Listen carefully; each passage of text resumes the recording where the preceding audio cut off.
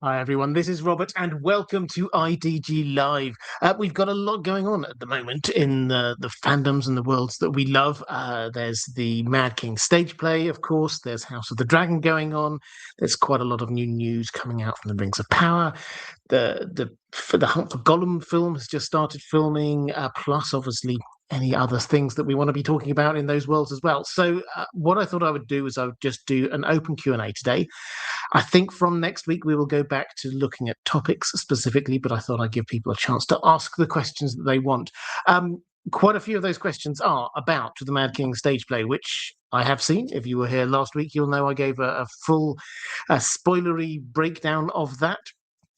I've got quite a few questions about that. I will answer them in this stream, but I think the way I'm going to do this, because I'm aware that there are some people who have got tickets, are going to go and see the Mad King stage play at some point in this current run, and don't want to be spoiled. I will, let's see whether I can do this. Technical time. I will put this spoilers thing down at the bottom when I'm talking about that. The cunning plan is I will start by doing a bunch of questions from my patrons about that. Then I'll take the spoiler tag off. We'll talk about all of the other stuff. If there are other Mad King questions, then I will do them towards the end and I'll put the spoiler tag back up. So this is just for you. If you do not wish to be spoiled for this, just skip forward a bit. I'll try and put a tag down in the description as well if you're watching this back a little bit later. When the spoiler tag is not here, you're safe to listen. So that's the deal. So what I will do is I will start off talking about the Mad King as of now, and then I'll be back in, I don't know, half an hour or so. So let's do some questions here. So Ranabir Mitra, hi there, Ranabir, saying, salutations, Robert and Dan the dog. I saw the Mad King play with one of our patron members, Yeldenil, on the 3rd of August. I'm so happy for you. The second father line was heard by me. You actually got a few different things, just some reflections. Very happy to sort of quickly go through the second father line was heard by me when Lyanna tells Ned that his role in life is to be a father. Bran going back in time to call out to his father at this moment and during the Tower of Joy makes me think in the books we'll be seeing the tourney in the Tower of Joy from Bran going back in time. It'll be a Bran POV. Okay, so just quickly on the first bit, I think last week I said when I watched it, there's a moment when you just hear the word father coming out sort of in the air, and Ned pauses and looks around. That is when he goes into the Tower of Joy, just like in the TV show, when you remember Bran goes back and calls out to him. But I think I heard it one other time in the play and I couldn't remember when it was. And remember, yes, thank you. This was when much earlier on, Ned is there and he's talking. The Stark siblings of all destinies plays quite a big role in this and questioning your destiny. They've all got their futures mapped out to certain degrees. Brandon knows he's going to be the Lord. Lyanna is there. She's been told she's going to be marrying Robert Baratheon. She's struggling with that, but that's the fate mapped out for her. Benjen is told that he's going to go and join the Night's Watch. He's struggling against that as well. Ned is there going, well, what about me? I'm like a second son. I'm not going to be Lord. I'm not going to go off to the Night's Watch. What am I going to be? What's my role, my destiny? And then Lyanna just sort of goes by and just sort of said to be a father. And then you just hear this father coming out, which it might be Isaac Hempstead Wright's voice. I don't know. It sounds like it. Don't quote me on it, but they're deliberately, I think, making it sound like that. So thank you. And yes, I think it's entirely possible. If we do see the Tower of Joy, it will be through a Bran weirwood vision or something like that. The only other way is if Howland Reed explains what happened. I tend to agree with you. I think we will see this through Bran's POV. Elia Martell, being politically savvy, which she is in the stage play, and accepting of Rhaegar's dreams was a brilliant choice for the play. But have you noticed there is not a single mention of Doran Martell and his cunning plan? I believe in the books, whatever we saw Elia politically conspire and do in the play, that will be the role of Doran in the books. Not saying all of her savviness goes to Doran, but instead it will be a shared role. Both are politically minded, but Elia is Doran's eyes and ears in King's Landing. Yeah, I mean, I think I would agree with this. This feels very much like George R. R. Martin having presented Elia to us all this time through other people's remembrances of her as being this kind of frail little thing, not really huge amounts of personality about her. That just does not feel very Martell-like, it has to be said. If you're looking at the other Martells, they're always thinking, they're planning, they're plotting, they're doing stuff. And so showing her here in the stage play being a lot more politically active just seems right. And yes, I agree. Doran will also be doing things, and I think that she will be in sort of doing things in concert with him a whole lot more. Same logic, you say, for the play version of Oswell Went. Him being gay meant that some of his scenes with Rhaegar will probably be that of John Connington in the books. Rhaegar hugging him before leaving Lyanna for the Trident probably happened with Connington before leaving Westeros in exile. Yeah, so what they did was so Oswell Went here has been kind of swapped around a little bit with, firstly with Arthur Dayne. Arthur Dayne is the one who's kind of like slightly more skeptical about Rhaegar and the visions and the grand plan. It took me a little while to work this out, but I think this is just a logical, again, for the play, a logical extension of the fact that they needed to beef up Elia's role. Elia needed to be talking to somebody, to have somebody be engaging with this, which is clearly going to be Ashara Dayne. Ashara Dayne and Arthur Dayne have to be close. And yet Elia was always slightly outside of this.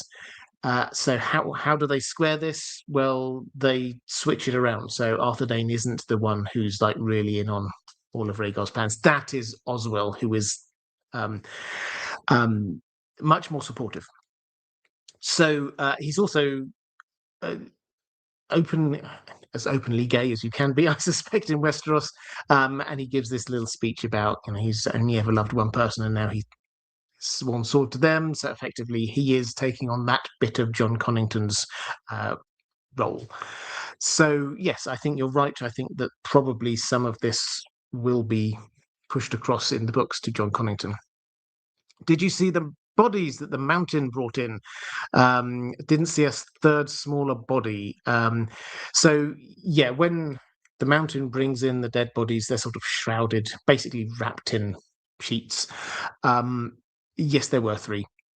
One adult-sized one and two smaller ones. The second one was kind of strapped to the top of the larger one. I think just for ease of carrying. So yeah, I don't think that they were hinting at anything with that, but there definitely was, as you note, Varys does talk about the children, so there is a nod to Aegon VI, Fagon there. And then you also say, I'm not sure about this, but I think I saw one of the puppet crows used during the scenes to have one eye. They use crows to show, or ravens anyway, to show when messages are going to and fro, just sort of like going over the stage. I did not spot this, but this is now homework for anyone out there who is going to go and see this. Feel free to report this one back. Can you see one with one eye? Ranabir thought he did, but wasn't too sure. Okay. So Steve Theo, hello, Robert and all. I'm jealously glad everyone is enjoying The Mad King. Sounds like the production was amazing. It really is. And incidentally, by the way, they have cut it down. I said this was very likely, and now it seems pretty official that on the first preview performance, the first time it was played, it was clocked in at 3 hours 55 minutes, including the interval. For the opening night, the official opening night, which is on Saturday, that has been changed to 3 hours 35, maybe 3 hours 40. It's something like 20 minutes off. So scenes have been cut, lines of dialogue have been cut. They're not speeding this up at all, but they have taken some stuff out. So can you expand a bit on how Rhaegar and Lyanna actually met for the first time? And was there the scene where she cried upon hearing him sing and then pour wine on Benjen?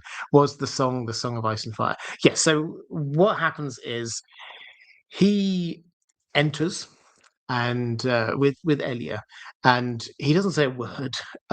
He just gets out his little harp and he starts singing. And it is a beautiful song. He's got a good singing voice. He sings in High Valyrian. Now, we can see that at the time there's lots of other people there. He's basically coming into the feast, and so lots of the rest of the cast are there. The way that they stage this massive cross-shaped stage, you can have lots of people in different parts of the stage just sort of paying attention to different things, doing different things at the same time. So we could see Elia is there. Not Elia. Well, Elia is there, but Lyanna is there, and she is paying rapt attention. And yes, they do include that bit when she turns around and then they kind of laugh. Were you crying? And then she does pour something over Benjen. So that is there. How they meet for the first time is they literally kind of bump into each other. Rhaegar is there. His plan of how to do this whole coup thing shifts quite a few times during this. It's quite clear that there's no real very strong idea about how to do this.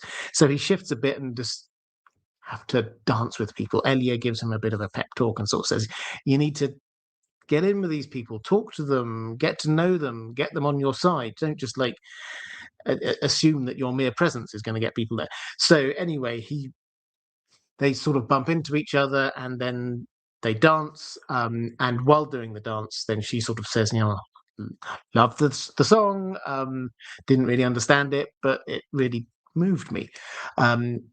As for, is it the Song of Ice and Fire? Well, we don't have the script, so we don't know all of the words to that. Hopefully at some point we will. But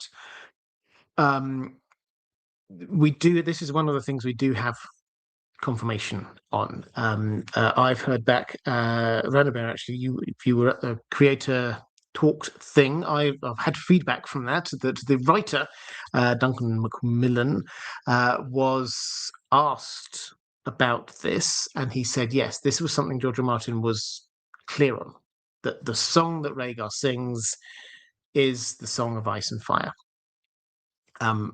And the question obviously is why, and he said, well, I don't know that exactly. This is very George, I'm a Gardner writer. Apparently it's like, well, I don't know exactly yet.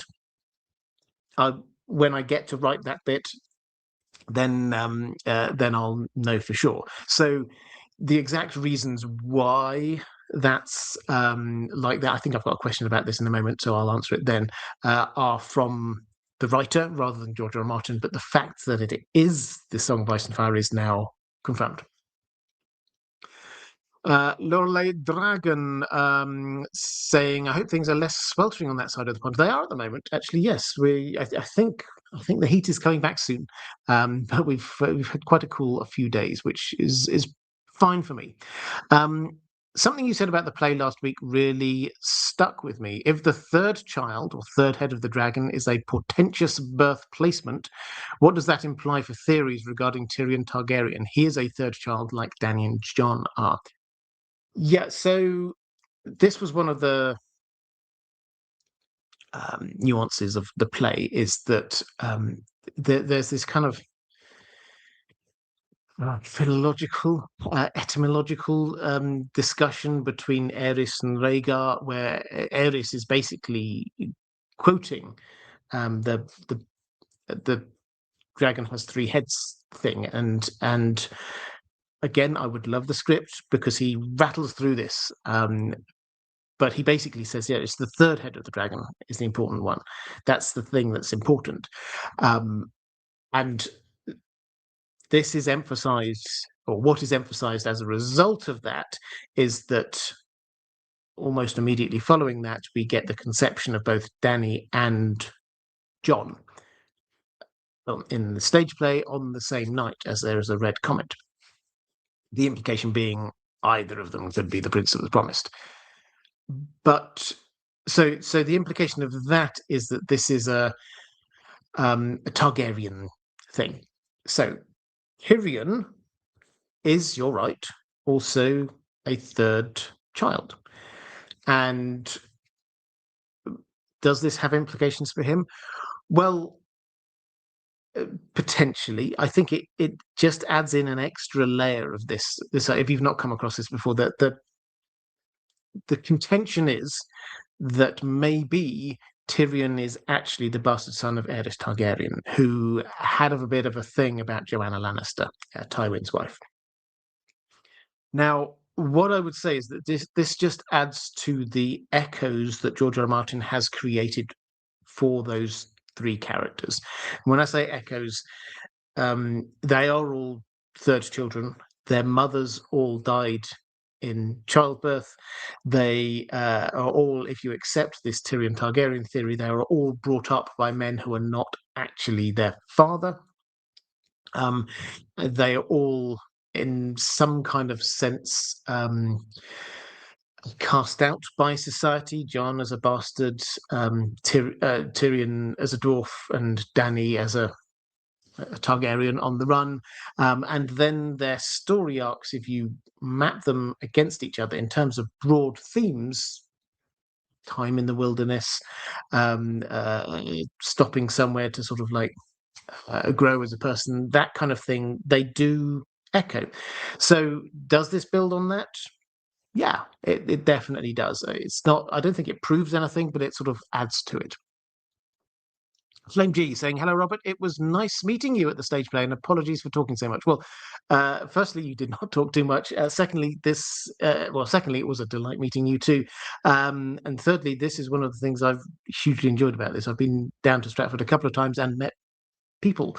If you're there, when I will be down to Stratford for various reasons, at least 2 more times over the course of the next couple of months or so.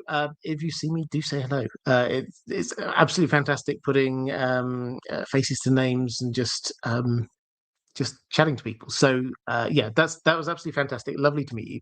My question is, of course, about the stage play. Do you think Rhaegar took Lyanna as a wife off screen?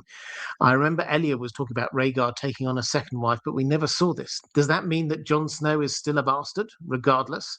Or do you think they got married on the Isle of Faces as they did in the show? I assume it would have been a bit hard to make the Isle on stage. Well, yeah, so we didn't have the Isle of Faces on stage.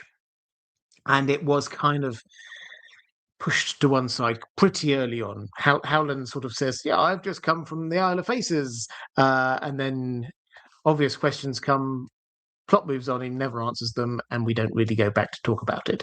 So the Isle of Faces side of things isn't a part of this.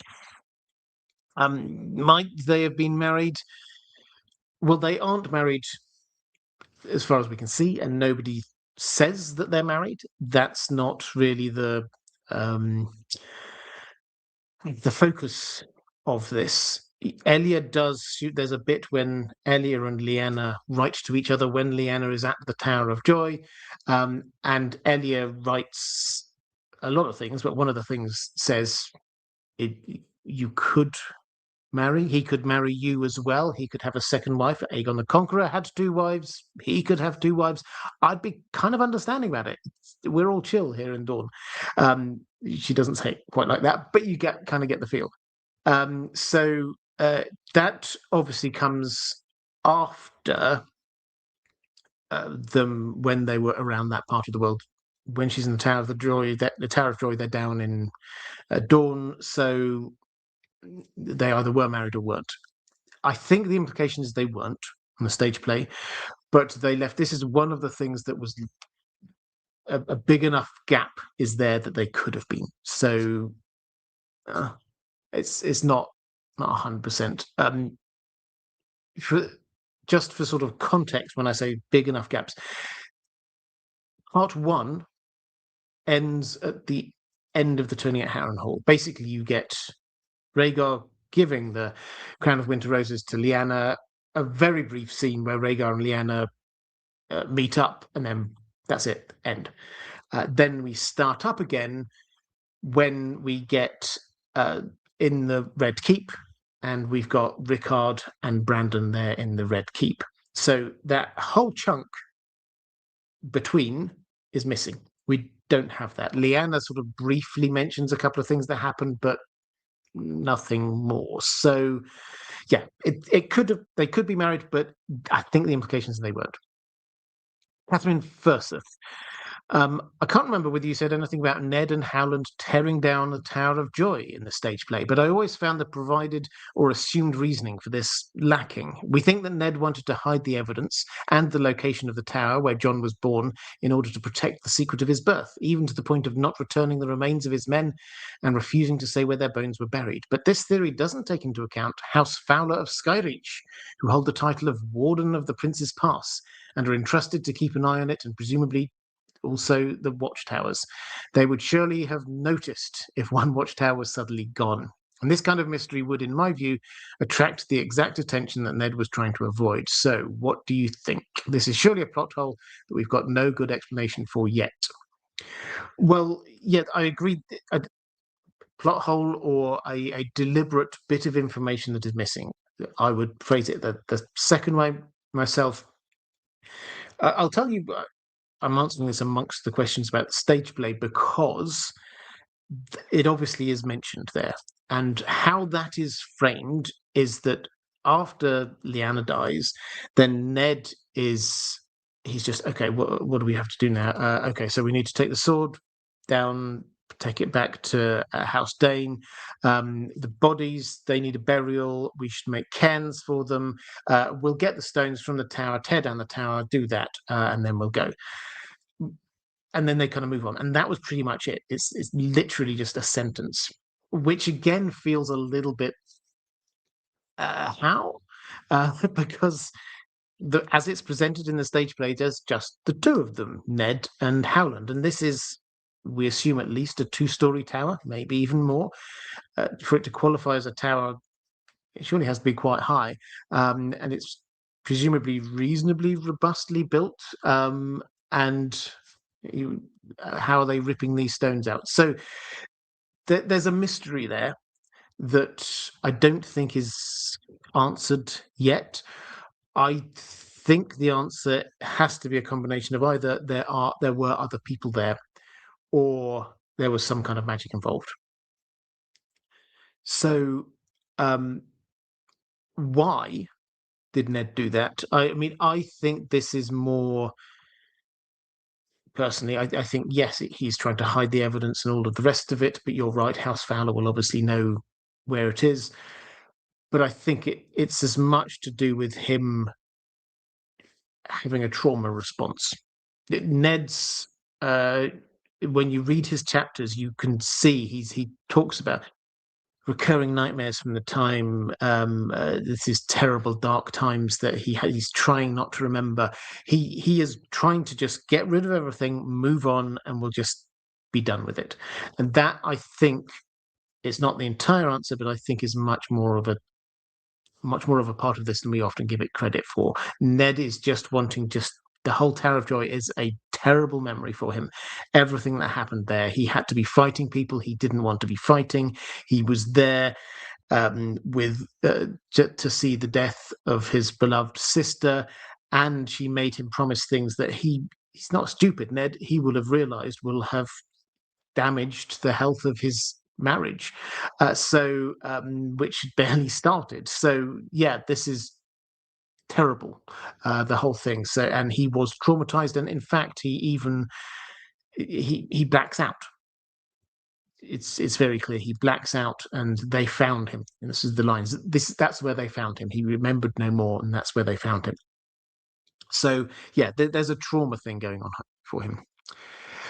Stephen saying 2 questions about the Mad King. You mentioned that the play was conceived to be about the turning at Harrenhal, but was later expanded to cover the whole of Robert's Rebellion. Could this have affected the information the writers had available and new revelations that the play could make? Perhaps they had access to a lot of material on the tourney, but not for the later events. Based on your descriptions of the Tower of Joy scenes, it seems that the writers might have had no new material and had to base that version entirely on the version of the TV series. Okay, so first of all, in terms of the development of the play, this comes from the writer and the director, who they've given a couple of interviews about this, and they basically said they started out with this idea, talk to George, turn it Harrenhal, great, but it became quite clear to them relatively early on that the story that they wanted to tell, the arc, really needed to end with the end of Robert's Rebellion, because otherwise you've got too many things, too many threads that are just sort of left loose. This provides some arcs for Robert himself. What happens with what's the fate of Rhaegar? What happens to Rhaegar and Lyanna? You're just leaving this out there. And they say eventually George agreed, and he said, okay, yeah, let's do the whole thing. And George was not certain whether they could cover the entirety of the rebellion and the Tower of Joy and the turning at Harrenhal in one stage play, but was very happy when he saw that they could. So that's it as a development of an idea. And what that means is that, no, this is not a matter of they got a whole bit of info dump from George R. R. Martin, went away and said, oh, now we need to expand it out into this other bit, but he's not talking to us anymore. George R. R. Martin has been involved in this. He's not written it, to be clear, but he's been involved in it all the way through. Okay, so that's the first part. Then the second bit about the Tower of Joy, very much based on the TV show. Yes, I think there's no anyone who's seen the stage play. It's almost step for step, word for word at times, in that you get Ned and Co appear. There's the Kingsguard outside. They start with just the two of them in the same positions they were in, whetstone on the sword. On the TV show, they have the exact same conversation. The fight happens. What happens with Howland Reed and Arthur Dane is exactly the same. Then you hear the cry from inside. They go in.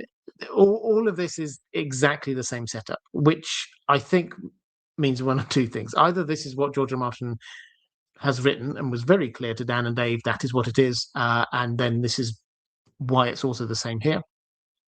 Or this is just an easy way for them to show the Tower of Joy, because George R. R. Martin has said, I don't want to spill any wider secrets, or they've decided they want to streamline this.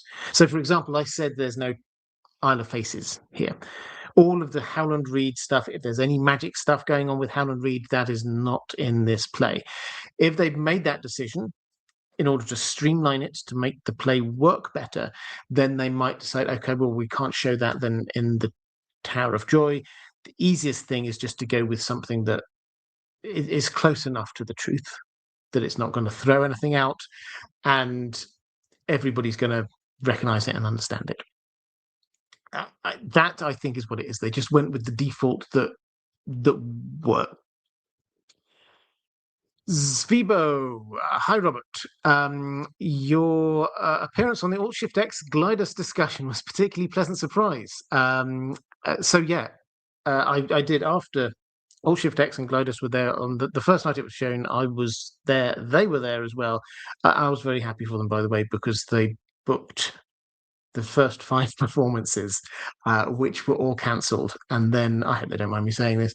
And then they had a flight out the next day, and they managed to watch the stage play and then get a small amount of sleep, and then had to go and get their plane. So we're all there. Emerged from it. If you've seen the play, you'll know there's a lot, so much stuff to take in, and we just went back to a hotel room there and just talked for, I don't know, half an hour or so through before I had to go, actually, through just what we'd seen. Now, they very kindly sent me their audio. Patrons, I will put that up on Patreon so that you have access to it as well. It was quite a fun little discussion. So, Zbibo is saying, I'm going to Stratford to see it for myself next Friday. Can't wait. Well, I hope you enjoyed. My question is whether, assuming the play is judged to be a success, there are any other aspects of the A Song of Ice and Fire story or wider universe that might work as well as the theatre shows in the future. I do wonder if it might work well as a way to tell the story of Summerhall, for instance. It was sad to see George's relatively downbeat update this week, as with a lot of good stuff that's going on in the wider world of Westeros. Yeah, absolutely. There's a lot of good stuff going on in sort of Westeros, Night of the Seven Kingdoms. I've thought some bits I didn't like, but I thought House of the Dragon season 3 has actually been kind of fun. I've kind of enjoyed that. The stage play, I think, is amazing. So there's a lot of really good stuff going on. But yes, George, if you missed it, George R. Martin did a blog update. His first for, I think, 6 months, and it was, and as the last few have been, it was quite sad. He's quite downbeat.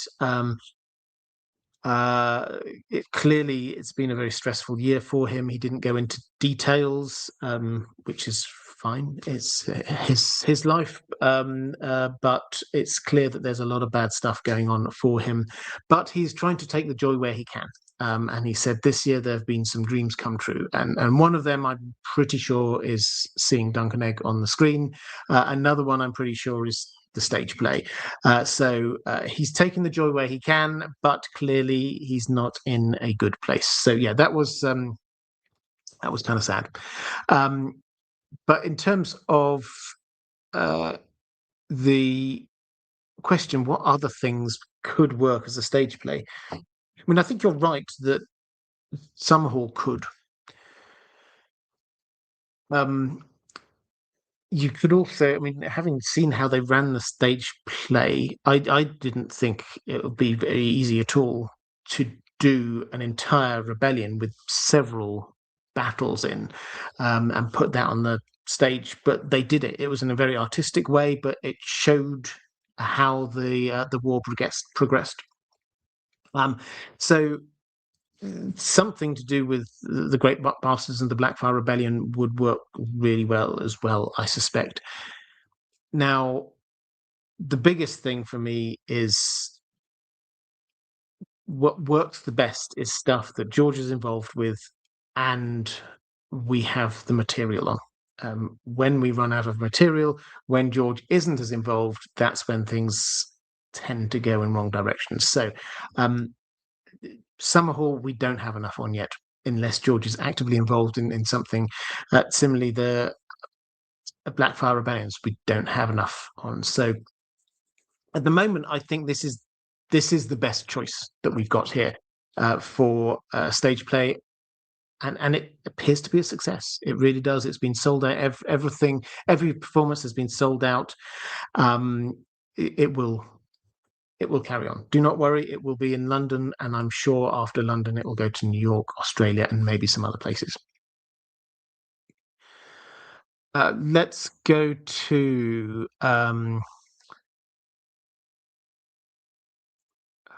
where did we get to? Yeldenil saying, "Hi Robert, I went to see the play with Ranabir, the other half of the dynamic duo, and loved it from start to finish. Some highlights for me with the horses. I would agree. As I said to you, if you go into this thinking puppetry, that doesn't do it justice. When I first saw it, when the horses came in, I just for a second I thought, is that a real horse? When they had the mist going on, they move just like real horses. It's astonishing. The moment that Robert and Rhaegar faced each other while the women sang the prayer, yeah, absolutely, that was really. I don't think I mentioned that. That was a chills moment. Rhaella's outburst / prophecy, again, that was such a highlight for me too. Before the show, we went to the talk with the creative team, and the playwright revealed that he asked George, this is what I was talking about before, that he asked George why Rhaegar sang the Song of Ice and Fire at the start of the tourney. George says that he didn't know the answer yet because he hadn't written it yet. So that's one of the things the playwright had to come up with. What do you think of the play's answer to that question? What's your own theory? Well, so the play's answer to that question is broadly that I said Rhaegar goes through a few different iterations of this plan. His plan to start with isn't that good. It has to be said. Elia has to give him a bit of a talking to, but his plan seems to be, I'm going to turn up here. I've set up this tourney, inviting all of the lords of the land, the great and the mighty. I'm going to turn up. I'm going to sing the Song of Ice and Fire in High Valyrian. Only the learned, most wise, most educated, the high lords of this land will understand what I'm singing about. And once they hear this, they'll understand I'm the prince that was promised. They'll understand they have to come in behind me. We have to get rid of my father. This isn't just about me and my ambition. This is about prophecy. This is about saving the world. So that seems to be the plan. It's not a great one. It has to be said. And they even kind of laughed at it within the play, because Rhaegar kind of explains this to his team, his two members of the Kingsguard, and says the wise and the learned and the highborn nobles will they'll understand this, and then you just get, I think it was Robert Baratheon striding over to the Starks and saying, "What the f was that about?" And they just immediately prick that bubble. So I quite enjoyed that. What do I think? I mean, it's pretty clear this is the Song of Ice and Fire. Rhaegar does sing it. Why does he sing it? I think probably because he thinks that the time is nigh, that the people have to be stirred. So that there is a conversation. There's an interesting conversation between Aerys and Rhaegar. There's a lot of interesting conversations between those two, Aerys and Rhaegar, when Aerys is saying, "But that's just for us. This is a Targaryen thing. This is not for everyone else." And the clear implication is that Rhaegar thinks, "No, the time's right now. The world has to know about this. We can't just keep this a secret." And I think that for me is this like more of a kind of a motivating factor, not just I think people would be moved by this and understand that I am who this is referring to, and therefore we need to rally behind me. Okay, so that's, I think, all of my questions from my patrons about the stage play. Let's just quickly flick through the chat, see if I've got any more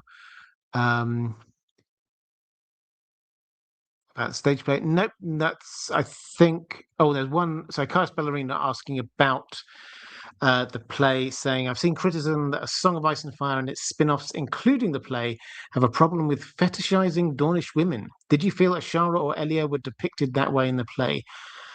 Fetishizing. I mean, I don't know. I think they certainly showed them as more sexually liberated. Let's put it that way. But I think that is in the books. Ashara Dane, it has to be said, is a lot more, let's say, polyamorous than perhaps we might previously have thought. Elia, no, not really. She is presented as a much more politically savvy character than we previously thought. So, yeah, it's sort of a mixed bag. I personally wouldn't say so, but I'd be interested in the thoughts of other people who have also seen the play and what they say. Right, what I'll do now is I will turn off the spoiler tag. We're 39 minutes in. I will try and tag that down in here. So if you have skimmed your way forward, welcome. I will now, until I put the spoiler tag back up, I won't be doing spoilers for the Mad King stage play. So we'll just quickly answer a few questions in the chat, and then I've got some questions on Patreon. If you've got other questions about the stage play, do drop them in as super chats or whatever. I will answer them at the end, and I'll put the spoiler tag back up again for a bit. Gigi Did we ever find out who Minisa is? Hoster Tully's fever dream. So it's a Song of Ice Fire question. So as he is dying, then yeah, he sort of says things. Minisa is his wife. Minisa went, she was actually, which is interesting, obviously tie-in to House Went. So that's his wife. I suspect this is a reference to Tansy. Now, Catelyn is there as he's dying, and she's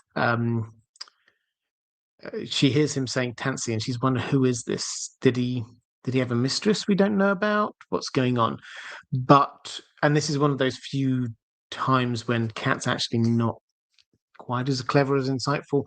But this is almost certainly a reference to Tansy tea, which is the abortion tea, basically, that that the maesters make. We see it a lot in House of the Dragon. Now, why is he saying that? It's because probably his biggest regret is that he made his daughter Lysa drink that. She was pregnant with Littlefinger's child. Hoster couldn't allow that to happen. So he made her drink that. And that caused huge ruptures in various relationships and was probably the biggest regret in his life. So that is what was going on there. Chaos Windle saying currently depressed, hearing George R. Martin is depressed. Yeah. I agree. I talked about that a moment ago. Yeah, it's not good, and I think it behooves us as a fandom, I think, to be in any way we can just be supportive to him. I think he's clearly had not just a bad year, but a bad few years, and he's getting older, and he's feeling the pressure of a number of different things. And yeah, I think us being supportive is probably the best thing we can do right now. The Dancing Rat, you've spoken before that you feel the faceless men would be opposed to the others, but have you considered they might see them as servants of the god of death? After all men must die, then all men must serve. Oh, interesting take. I've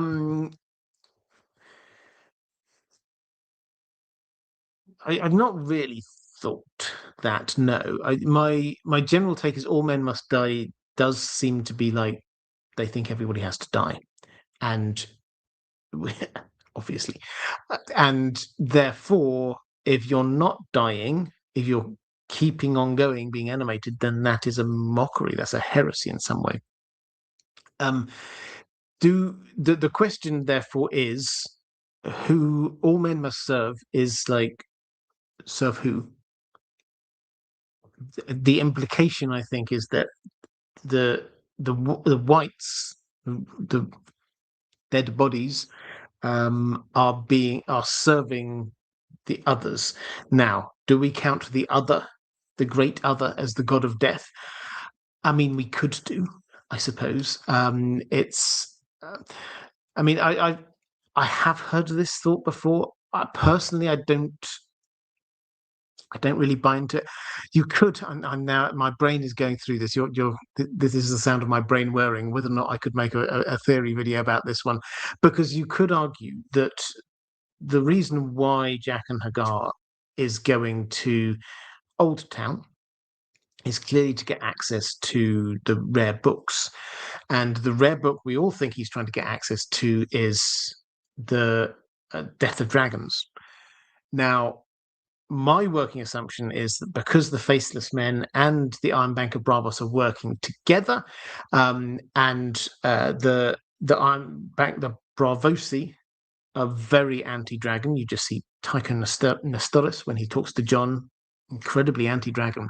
That was the working assumption, that the Iron Bank just said to the Faceless Men, kill the dragons, please. That's where broadly most people, I think this is going. But what if they want to kill the dragons because the dragons pose a great threat to the others? It's possible. So yeah, I like the thinking. I think I'd need a lot more evidence on it, but yeah, good thinking. Martin S. Greetings from hi there, Martin. Greetings from Kilkenny, Robert. I hope you're well. Kilkenny. Well, lovely part of the world. I am well, thank you. Mark Sutton, evening, Robert and chat. What do you hope to see in the Conquest movie, aside from the obvious spectacle, which will look amazing in IMAX? Yes, absolutely. I hope this is an IMAX film. Although I have to say, we have not yet had full confirmation. So there's rumours abound all over the place. Stories planted about different things. I think the last official thing we've had, or semi-official thing we've had, is that they're developing this in a couple of different ways. They're developing this as feature films. They're developing this as a TV show, and they've got, I can't remember the exact writers, but they've got noted writers attached to both of those projects. Now, this could mean that they're developing them, seeing which one they like the most, and then ditch the one they don't like. Or it could mean some people, perhaps hoping that this is the case, think, well, maybe we'll have a movie followed by a TV show. It's possible. So we've not had confirmation. There is no green light on this yet. It looks very likely, though. There is no doubt in my mind that after Game of Thrones was the biggest TV show ever, House of the Dragon was HBO's biggest hit since Game of Thrones, and Knight of the Seven Kingdoms, I think, surprised even the studio execs by how well received it was. And now the stage play sold out on every night. I think it's pretty clear, if it wasn't before, this is a winner. People want more Westeros stuff.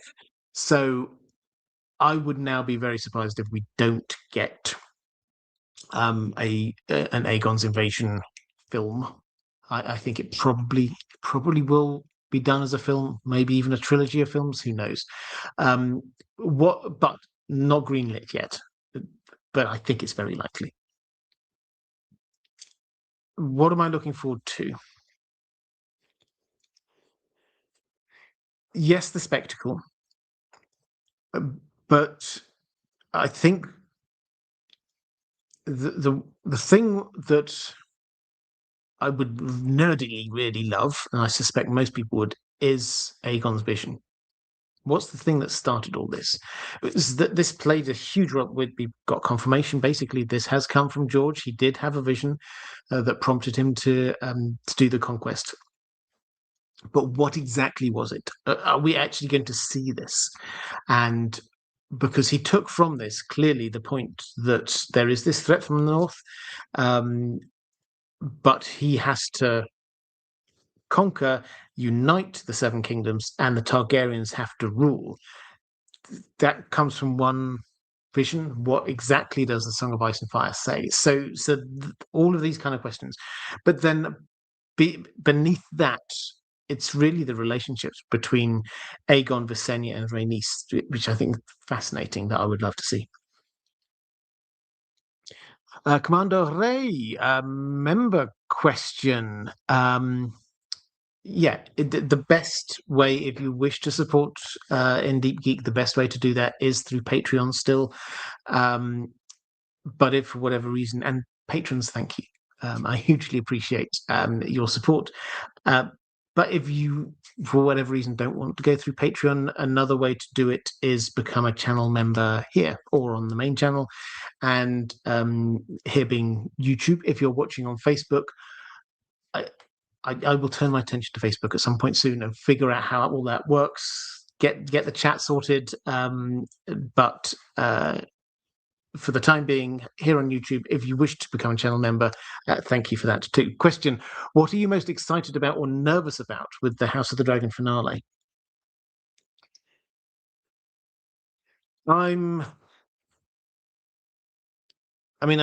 probably the same thing. This is Templeton, because this is the main focus. It should be the main focus. Most of the other plot lines have, if not come to some sort of a conclusion, then they've nearly got there. So the whole Rhaena sheep stealer thing, that's clearly worked its way through. There'll be a bit more, but that's the main storyline, has worked its way through. The Amond plotline in Harrenhal, such as it is. I mean, I guess we could say this echoed Damon's from the previous season, where he basically spends a season in Harrenhal with Alice Rivers, which is basically what happens with the books, but with less detail. So that's the Rhaenyra reigning has to reach some kind of endpoint, I think. But the main thing is Tumbleton. They've built this up. So Ormond massively built up, the Winter Wolves massively built up, the betrayal first of Ulf massively built up, but also what's going to be happening with Hugh. There's a lot that has to happen there to sort of reach some kind of dramatic resolution. And I think this is a very long episode. I think it's going to be coming in at 75 minutes, I heard. I haven't had a screener for this one. I think just the big media companies have seen this one in advance. So just as a advance warning, the breakdown will happen on the Tuesday, not the Monday. But yeah, Tumbleton for both. SGH, when Jon is resurrected and Alliser returns, do you think he will follow him out of loyalty to the Watch, especially if Jon's parentage is made public? So Alliser Thorne hates Jon with a passion, and he was a Targaryen loyalist. The reason why he's at the Wall is because he was on the wrong side of the war and lost and got sent up to the Wall. Would he follow Jon if he discovered who he was? Probably not. I think it's a personal thing now. I don't think it's anything to do with family loyalties. Martin S., greetings from Kilkenny. I am in your time zone now. Welcome to British summertime. I don't know whether it counts as Irish summertime. I don't know what they call it over there. But anyway, tell me more about Sir Rickard Thorne and why he chose the green side.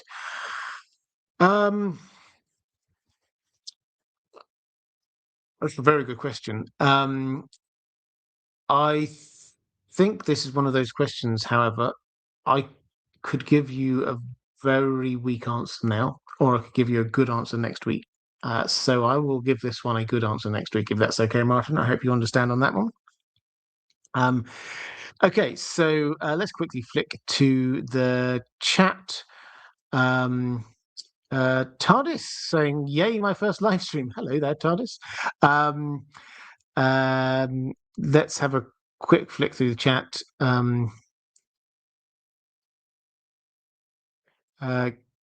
Cancer Krebs, thank you for those kind words. Lorelei saying, I can't speak for Robert. He's always been very supportive of indie artists. I'd be surprised if he used AI at all.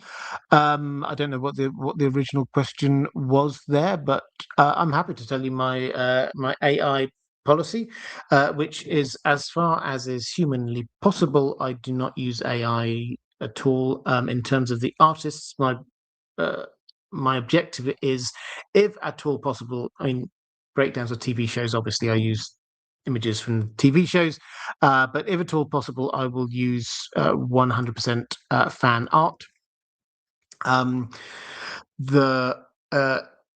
If I can't, one of my thankfully I've got a couple of editors now, because I am very bad at editing, is a very talented artist, and when I can't find fan art out there, he will scribble away and produce some art. So some of the art you will see will be from him, which I saw in the comments was unfairly accused of being AI art, which I think he was a bit upset by. It's not. So that's so all of the artists I will ask for permission for, or it is very clearly public domain. Failing that, I will get art done direct from some talented people I know. Failing that, I will use images from TV shows and stuff like that. Failing absolutely everything, I have used AI many years ago. I don't think I've used AI in a single thing for a long time.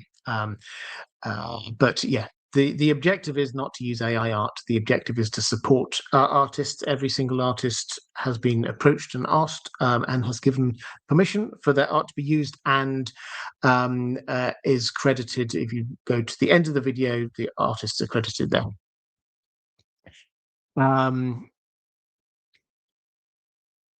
Right, let's go. So, a question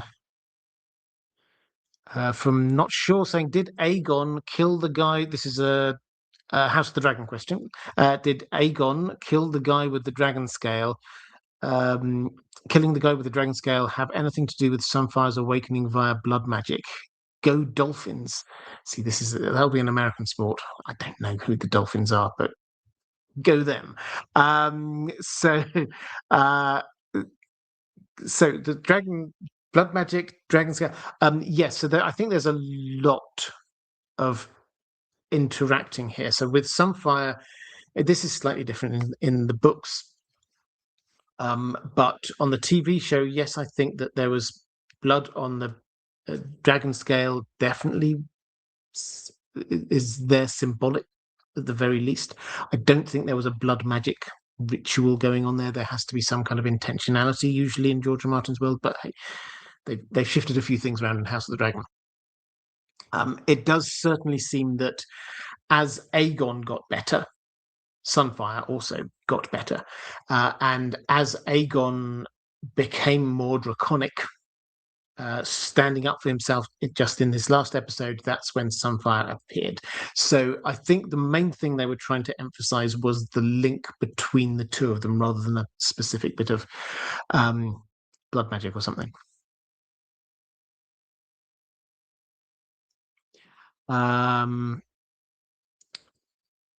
Have a quick flick through the chat. Melvinu saying, with over 10 years since the last book, do you think George R. Martin doesn't want to finish the series? No, he does. He loves these books. He loves this world. He gets distracted by a lot of stuff. He finds it really hard to write at the moment for a variety of reasons. But he does want to finish it.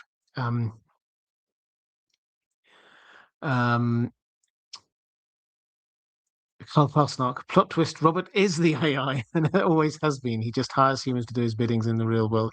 I mean, this is one of those things that I keep on being told by people around me that were reminding me I have to put up pictures of myself every now and then on Instagram or something just to remind people I am a real person, because obviously on the main channel it's just the voice, and my voice and accent is the kind of voice and accent that they often have for AI as a sort of a well-ish spoken but not too posh English voice. I'll just quickly flicking through a few of the Cancer Krebs saying, would you be able to read the Song of Ice and Fire books as audio video book? Sadly, no, for copyright reasons, and completely understandably. I get that. This is George R. Martin's creation, and he deserves to get the royalties for it. And if I were to just go away and record it, then people might not be buying the official things that he does get the royalties from. So sadly, no. So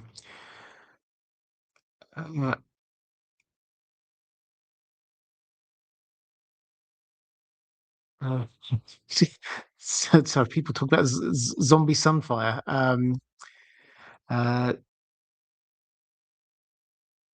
Creative Commons, agree. Weirwood, Creative Commons.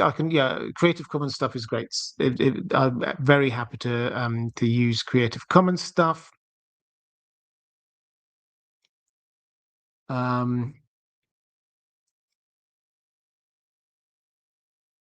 Spooky Micah saying, hi there, I'm doing a reread of the books and I'm so interested in Wyman Manderley. He is interesting as soon as we get to see him in Winterfell dancing and trying to swoon a lady. I hope he is the killer. I did a video. If you're interested, I did do a video on who is the killer in Winterfell, which spoilers, I think, is a number of different people. But he definitely, I think, has ordered some deaths. SGH, we now have multiple cases of visions being a two-way thing. Bran and Jon, Rhaegar and Daenerys, Helena and Daemon. What do you make of this? This is interesting. Because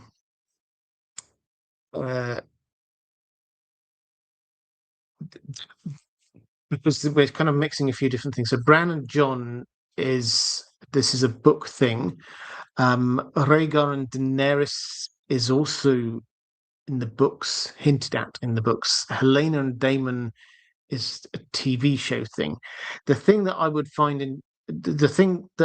I find most intriguing about this is that Bran and Jon is kind of doable, understandable in that this is accessing this through.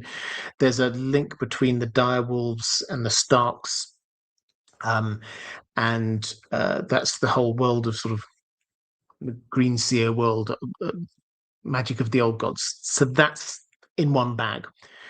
Rhaegar and Dany, this is Targaryens that we can put in another bag. That's perhaps partly through the House of the Undying as a medium for this, but that's a Targaryen thing. What they did on House of the Dragon with Daemon going into the Weirwood network and seeing visions, and then Helena meeting him through her dragon dreams was a twist, because that is linking up the two.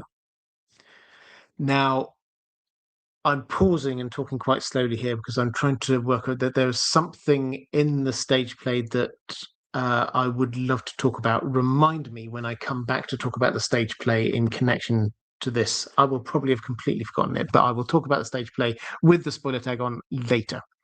Louis Marino saying Miami Dolphins. Good. Well, Miami Dolphins. I'm going to say American football. But I hope they're doing well this year. So,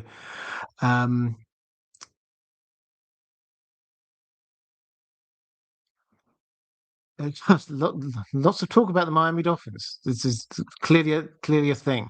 Maura Lee. Hi there, Maura. Saying just a show of love and support. Thank you for all the great content. Well, thank you very much for all of your support. I hugely appreciate it. My life is over. Saying, who do you think is the most likely candidates that Ray and Daley married, ex-sisters? Oh, right. I mean, I'm tempted to come back and do it. Say this is the second one I'm going to duck. I don't like ducking more than one question in a live stream. So married into House Tarth, Lord Tarth, and the other I don't know. And I'm not sure I've heard people speculate on this one. Okay, let me have a think. If I get a better answer, I will come back on that one next week. But the Lord Tarth thing provides the link across to Dunk in Tarth, which allows his shield, which Brienne remembers seeing there in Tarth. That's a reason why that was there, and also a potential reason how she could be a descendant of Sir Duncan. GG, thank you for understanding my question. Need to go, but Mod love, and to you, well, you're welcome. And yes, Mod love, moderators, you are amazing. I hugely appreciate you. You do a fantastic job. If you're here, perhaps for the first time in the chat, then the reason why the chat is such a fun, uplifting, good place is because the moderators do such a fantastic job. So, moderators, thank you. I appreciate you.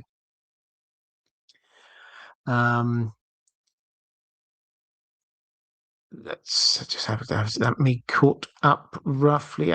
think so. Oh no, Jewel Elson picking up a question for April May. Thank you. I love it when people pick up questions for other people, saying, "Oh, well, very kind words. Robert is one of those bestest host types," and Sarah Greenfield saying, "You're the best, Rob." Well, thank you.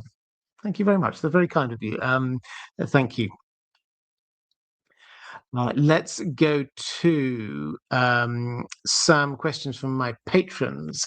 This is a few questions about A Song of Ice and Fire. Nathan saying, "Hi, I've got a follow-up question to one I asked previously. Previously, I asked about Dawn, the sword, being in the neck with Howland, and you said you think Starfall is the location because not only is it the home of House Dane, but it's also an island, making it secure against the others. I do understand your point, but one thing I can't get my head around is the logistics. If the tourney at Harrenhal was the start of speeding up the process to fight the others, then to me it would make less sense to keep Dawn if it is indeed Lightbringer, thousands of miles away. I get that it is the Dane family sword, but it would take months to retrieve it if the imminent attack did come. It just seems to me that it could be kept in a more convenient location, such as the Isle of Faces or even Greywater Watch. Or is it simply a case of Bloodraven and Howland not placing much emphasis on the sword at the time? Yeah, good pushback. In terms of the logistics, so when the decision, we know where the Sword Dawn is up to the Tower of Joy. At which point, Ned apparently takes it down to Starfall. I say apparently. I don't think anyone disputes this, but we haven't seen that happen. So there's a little asterisk next to it. Perhaps it didn't, but it is down in the south at the Tower of Joy. Last seen there. Where are they going to keep it? When do they think they might need it?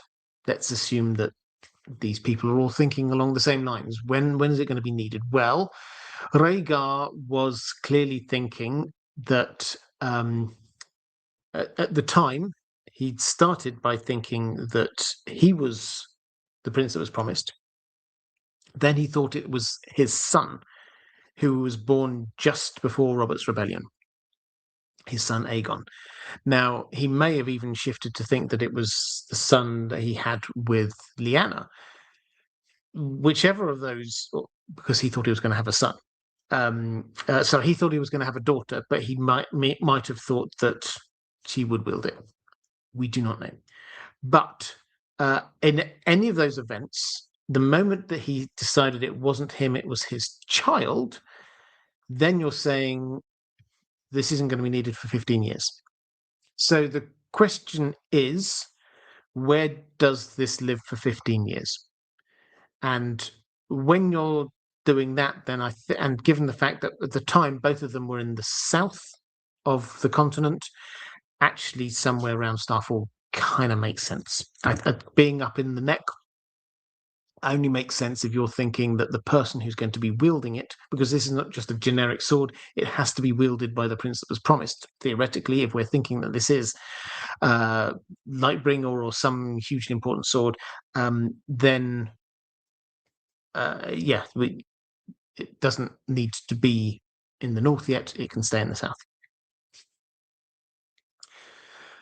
Skegzilla saying, "Ahoy, hoy, Robert." That's a greeting we don't use enough. With us all thinking about the tourney at Harrenhal, I was wondering, if you made your own nightly sigil, what would it look like? Cheers for the content. It helps keep me sane during my 10-hour night shifts. Well, I don't know how far into your night shift you are at the moment, but keep going. What would my sigil be? I had a brief think about this. I think it would be a greyhound and a book. An open book. Let me know in the comments. I'll have a quick flick through in a moment. What do you think that my sigil would be? Let me know. Maybe the glasses. Charlotte Pelgan and saying, "Hi, Robert. So happy it's a Thursday. My question is about the period immediately following the Tower of Joy and all the unresolved mysteries surrounding what happened afterwards. The destruction of the tower, the journey to Starfall, the Shara Dane, Howland Reed, the naming of Ned Dane. Why do you think George has held back so much information about that period? It feels like the stage play would have been a great opportunity to give us some of those answers. Will he really reveal in the Winds of Winter or the Dream of Spring when we finally see Howland, or is there a chance we'll just keep wondering forever?" Well, this isn't a stage play spoiler, but I will say yes, a lot of things I'm not. Don't go into the stage play thinking it's going to answer every single question you've got about this period. There are a number of things which I think probably on request from George R. R. Martin have been left open. I mentioned a bit earlier the stage plays in two parts. What happens between those two parts? What happens after it? We obviously don't have. So, is this all going to be revealed? All of this? Well, it is as part of the plan. If we work on the assumption we're going to get the rest of the books, then it will all be revealed in those books. Now, feel free to insert whatever cynicism you want. As I say, at the moment, I'm in the mood of just being supportive of George, who seems to be in a bad place. So, yeah, he will reveal it all in the Winds of Winter or A Dream of Spring. A lot through Howland, and probably also a lot through Bran. David Scheid saying, "Hello, but new Patreon member. First time asking a question. Welcome, David. Great to have you. Do you think it's possible that the Horn of Winter was already actually blown 600 years ago and caused the destruction of Hardhome? It is said the screams coming from the cave mouths sounded like 1,000 voices in one. Could these be the stone giants waiting there for the others to attack? Could this be where the others became active again? Could it be why the horn is broken when Sam finds it?" A good lot of questions. So, I did do a video on the Horn of Winter a while ago. The horn that Sam has got, that I think most of us are assuming is the Horn of Winter, is referred to as broken. But this is a bit of a mystery because it's a horn. Horn is not a complex musical instrument. They're looking all around it. It doesn't seem to have like any cracks or breaks or anything. They blow it, they try it, doesn't seem to be working. So how is it broken? My personal best guess is that the person who broke it is Brandon the Breaker, because he needs to have broken something important in order to get that moniker. That was way back in time, a long, long time ago, with the Night's King. Might it have been used at Hardhome? Well, something mysterious happened at Hardhome. This much we know. For those, I won't read the passage out, but basically there was some huge fire that was so high it looked, you could see it hundreds of miles away from the wall, and it looked like the sun had come early. It was in the middle of the night. It looked like the sun had come early. It was so bright.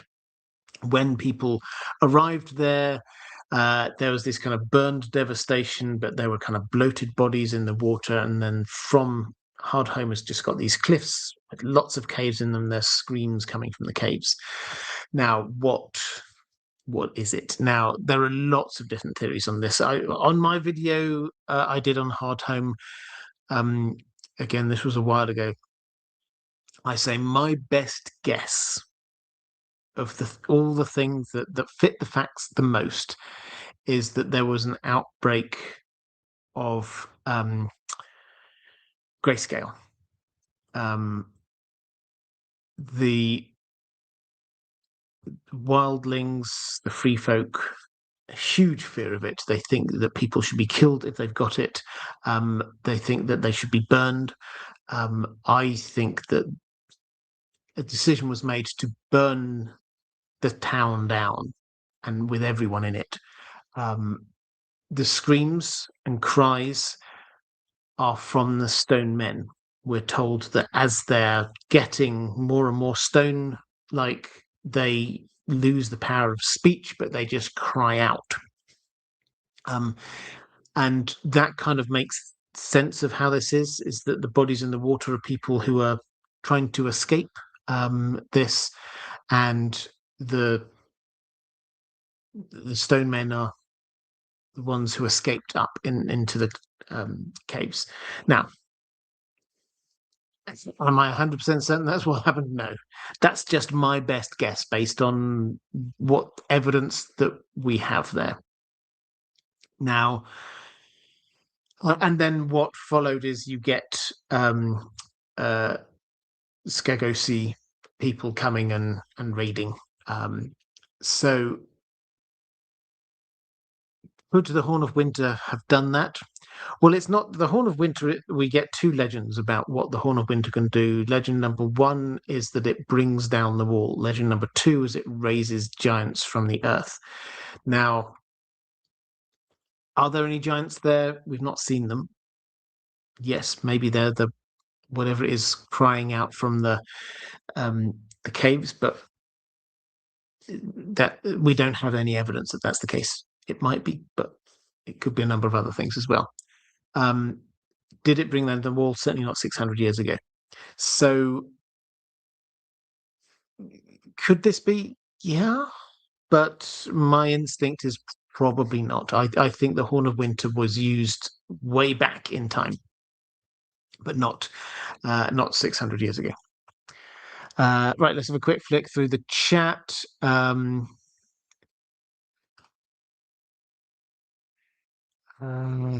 Dan the dog on this is the sigil. I was just a quick flick through, seeing that's Lorelei saying dog and book. That works.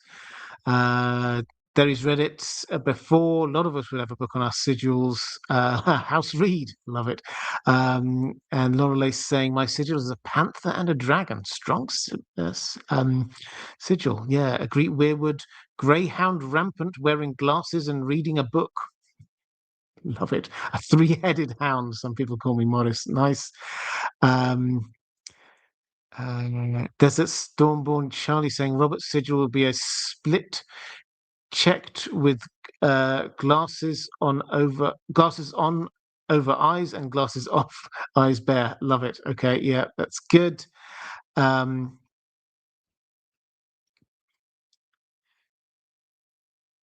Okay, question from Sebastian Holden. Is the son-mother incest a show creation in House of the Dragon? Yes. I mean, if you want to, you could read some things into it, and clearly the Targaryens are no strangers to weird incest things, but yeah, that's a show creation. Snowgirl, I must have posted my question on Patreon too late for the chat.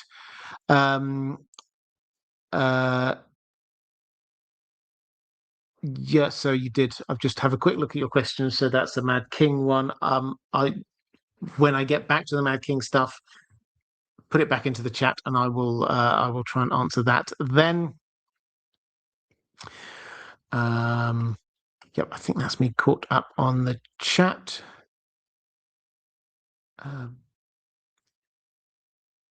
Let's go to a question from Jerry Invincible. I'd like to ask a question about my favourite A Song of Ice and Fire character, Jaime Lannister. It's always struck me as very odd how he managed to remain in the Kingsguard after murdering the Mad King. He broke his most solemn vow, which surely, by every standard we know of West-Racy chivalry and honour, would have seen him executed or forced to take the black at the very least. I can understand how he avoided those two fates with Tywin as his father, but it's well known that Tywin never wanted Jaime in the Kingsguard and would have much rather had him as the heir of Castle Rock. Although the White Cloak is for life, we see how easily in the first books a Barristan is decloaked. Robert Baratheon would have no motivation to retain the services of a knight that so clearly could not be trusted, and surely those around him that he did trust, like Jon Arryn and Ned Stark, would have counselled against keeping another Lannister so close to the king. Is this the greatest example of a convenient plot armor in the whole series? I don't think it is plot armor. I mean, I think it's explained in a number of different ways, but never like in one clump. You have to kind of pick bits out from all over the place to try and get the picture here. So, firstly, Cersei definitely wanted him to stay. He wanted to stay because of Cersei. So the draw there, it's not that he wasn't wanting particularly to be leaving. Secondly, this is about, as you say, this is a vow for life. This was a weird situation because this was a king being deposed, but then he forgave Sir Barristan and Jaime. So he's still on the Kingsguard. I mean, the default position here is that he stays there. Robert would have to do a thing to remove him. If he doesn't, then he's there. His vows were for life. About what would Robert be counselled, because Robert clearly he wasn't a strategic thinker. At this point, he was probably in quite a strange place psychologically. He just wanted to get on with not ruling because he didn't really care about ruling, but just being king. Ned did urge him to send Jaime Lannister to the wall. Ned never liked Jaime Lannister ever since he saw him sat on the Iron Throne. Jon Arryn, however, counselled Robert to keep Jaime Lannister. And the reason seems to be that he was keen to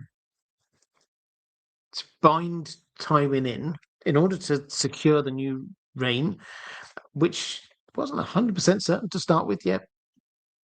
They won the Civil War, but that doesn't necessarily mean Dawn was still sort of muttering about or Oberyn was trying to get an army to invade the Iron Islands, who knew what they were going on about. Tywin Lannister, huge threat. The Tyrells and the Reach, the largest army in the Seven Kingdoms, had pretty much stayed out of it and had got a completely fresh army.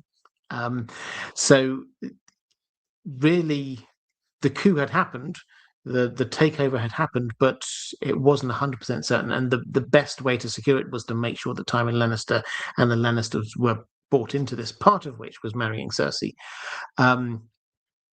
But also, the logic from Jon Arryn seems to have been the same, ironically, as the logic for the Mad King, which is you keep Tywin Lannister's son close to you. It's almost like a hostage because Jaime is there at the beck and call of the king. You might think this is a bit dangerous, but it's also keeping Tywin in check. So if he is there, effectively a prisoner of his vows, then it kind of makes sense. So Jaime wanted to be there. Cersei, who obviously had some influence over Robert, wanted him to be there. Jon Arryn, who was the new Hand of the King, wanted him to be there. Robert probably didn't really care or think about it all that much and just said, yeah, let's just tick it through.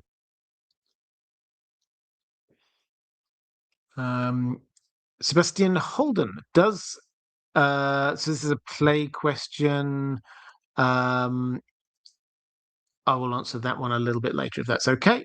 I've got a few of these. I hope I remember them all, but that was a super chat, so that'll be flagged up. I will definitely be able to come back to that one. Jerry Invincible. As you've often discussed, one of the concepts that George R. R. Martin leans into in his world perspective based in his world is perspective based history as opposed to objective history, i.e., what actually happened is less important than what the characters think happened. He does this very explicitly in Fire and Blood, but of course it's very evident in A Song of Ice and Fire as well. My question is about one specific instance: the fact that Rhaenyra doesn't appear in the official list of monarchs of the Seven Kingdoms. My question is there a good in-world reason for this, or is it a bit of an oversight from George R. R. Martin? Rhaenyra did sit on the Iron Throne and occupy King's Landing for a time, and history is written by the victors. At the end of the dance, the king is her son, Aegon III, so it's difficult to understand quite how she could be so easily written out. Rhaenyra is probably based, at least partly, on Queen Matilda, who's also often not, or usually not, included in the list of English monarchs. but her situation was a little bit different. Okay, so you're right. Rhaenyra does not appear in the official record as one of the rulers of Westeros. And you're also right that this is a matter of the winner writes the rules. So, in the immediate aftermath of Rhaenyra's rule, Aegon II was sat back on the Iron Throne and said she was a usurper. She was not a real queen. Strike her off. So that was the position. Then you're right. Aegon III, who was Rhaenyra's son, became king. But there was then a 6-year, I think, regency where he wasn't actually in control. There was a succession of regents, hands of the king and the like, who were there running the kingdom on his behalf. So, and certainly for the first part of that, he didn't want to be involved in anything. He barely came out of his room, didn't speak to anyone. So that explains the first bit. What happens after that, when he reasserts control. This is the very end of Fire and Blood. He comes out and he asserts control. I've reached the age of my maturity. I am now taking control of the Seven Kingdoms. Fine. The question is, at that point, why does he not then recognize Rhaenyra? I think it's not a pressing issue. This is just a thing for the history books, which is not written on a wall anywhere. This is something, and if he's not a big reader, and as far as we can tell, he wasn't a big reader, then this may not have been a huge issue for him. But more to the point, by this point, it has become established. And I do wonder, and I don't know, but it's entirely possible that somebody kind of had a word and said, well, yeah, I know technically she's your mother, but if we were to accept that she was queen, then we have to accept the fact that that a woman can inherit before a younger brother. And this actually, if you start going back a couple of generations, starts to raise some queries about you, Aegon. Because if we were going to go back actually another generation, Rhaena Targaryen, Rhaena, the queen who never was. Why was she called the queen who never was? Because she could have been queen. She could have been queen a couple of times, but she could have been queen because she was the only child of the oldest son of Jaehaerys I. So it was decided she was not going to inherit. Why? Because she was a woman. She, of course, had some children, 2 children, Laena and Laenor. And then you kind of follow that one down and you say, okay, so Laena and Laenor had ostensibly 3 children. They all died. Laena had 2 children and they're both still alive. So if you accept the fact that a woman can sit on the Iron Throne and you just go back 2 generations, you find actually you shouldn't be sitting on the throne. Baela should be queen. So I don't know, we've got no evidence that actually happened, but you can certainly see the desire within the maesters and the lords and a lot of other people to reassert this male preference primogeniture. And there would be an easy hook in for Aegon III in that. So friend saying, happy Thursday, Robert. I'm excitedly writing this message from Stratford. Welcome. Can't wait to happily feedback on some of the points you've raised or asked on the stage play next week. I can already attest that the Dirty Duck, Garrick, and the Old Thatch Tavern are delightful pubs to visit. Well, you've been having a splendid time by the sounds of it. Yes, the Dirty Duck. I was at the Dirty Duck just last week, and the Garrick is another personal favourite. The Old Thatched Tavern, I don't. If I have been to, it was a little while ago, but happily spread the good news about that. For now, do you think there's any chance that this isn't a Song of Ice and Fire question, not the stage play question, that by the end of the story, the Sansa or Tyrion marriage manages to hold or renew if an annulment comes in? Narratively, there would be so much payoff. A Stark Lannister union, Sansa finding happiness in the exact opposite type of person physically than she always dreamed of marrying, Tyrion marrying someone of equal political stature, but all things meta or what George has stated would go against it happening. Yeah. I mean, I think that's probably the biggest thing now. George has said in an interview around Christmas last year that was released in the build-up to United Seven Kingdoms. It touched on a lot of different things. One of the things he kind of touched on was that he'd previously thought that Sansa would die. But now, having watched the show, he thinks maybe he kind of liked her ending, so maybe she will live. Which seems to imply that he kind of liked what happened to her at the end, which was, at a very high level, she gets up to Winterfell and she becomes the Lady of Winterfell. Now, I've always held for a long, long time, until we got this reveal that George R. Martin had previously thought that she was going to die, that kind of worked. That Sansa's arc was it brings her back up to Winterfell and happy to be back up at Winterfell. But also, given the fact that she's been sort of handed from powerful person who's not got good intentions towards her, let's put it that way, to another person like that, what she really wants is to be in control herself and not be at the mercy of anyone else.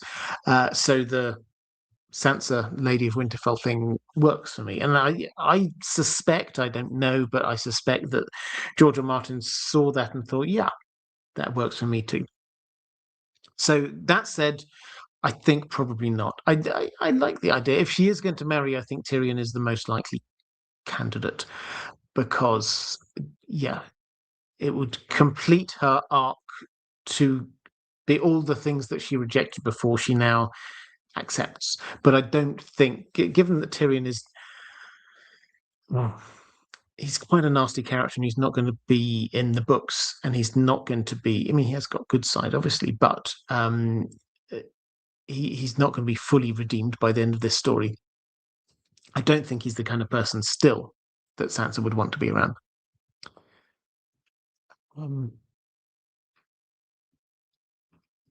think I had a question here. Roman Lakovets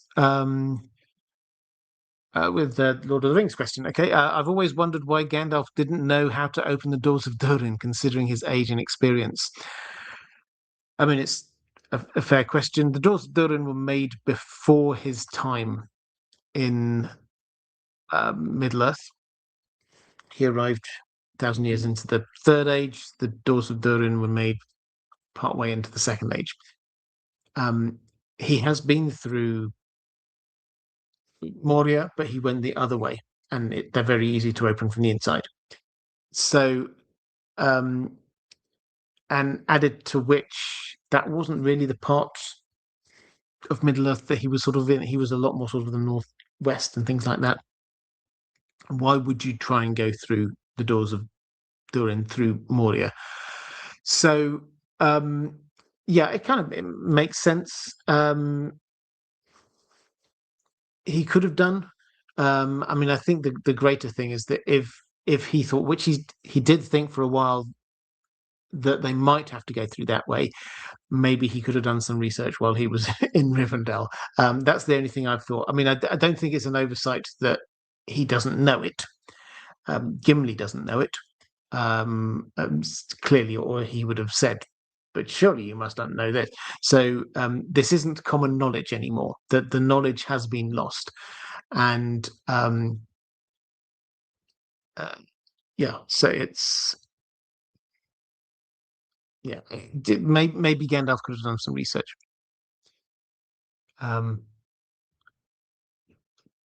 Question from JK3RSH. Off the top of your head, can you think of any song? Oh dear.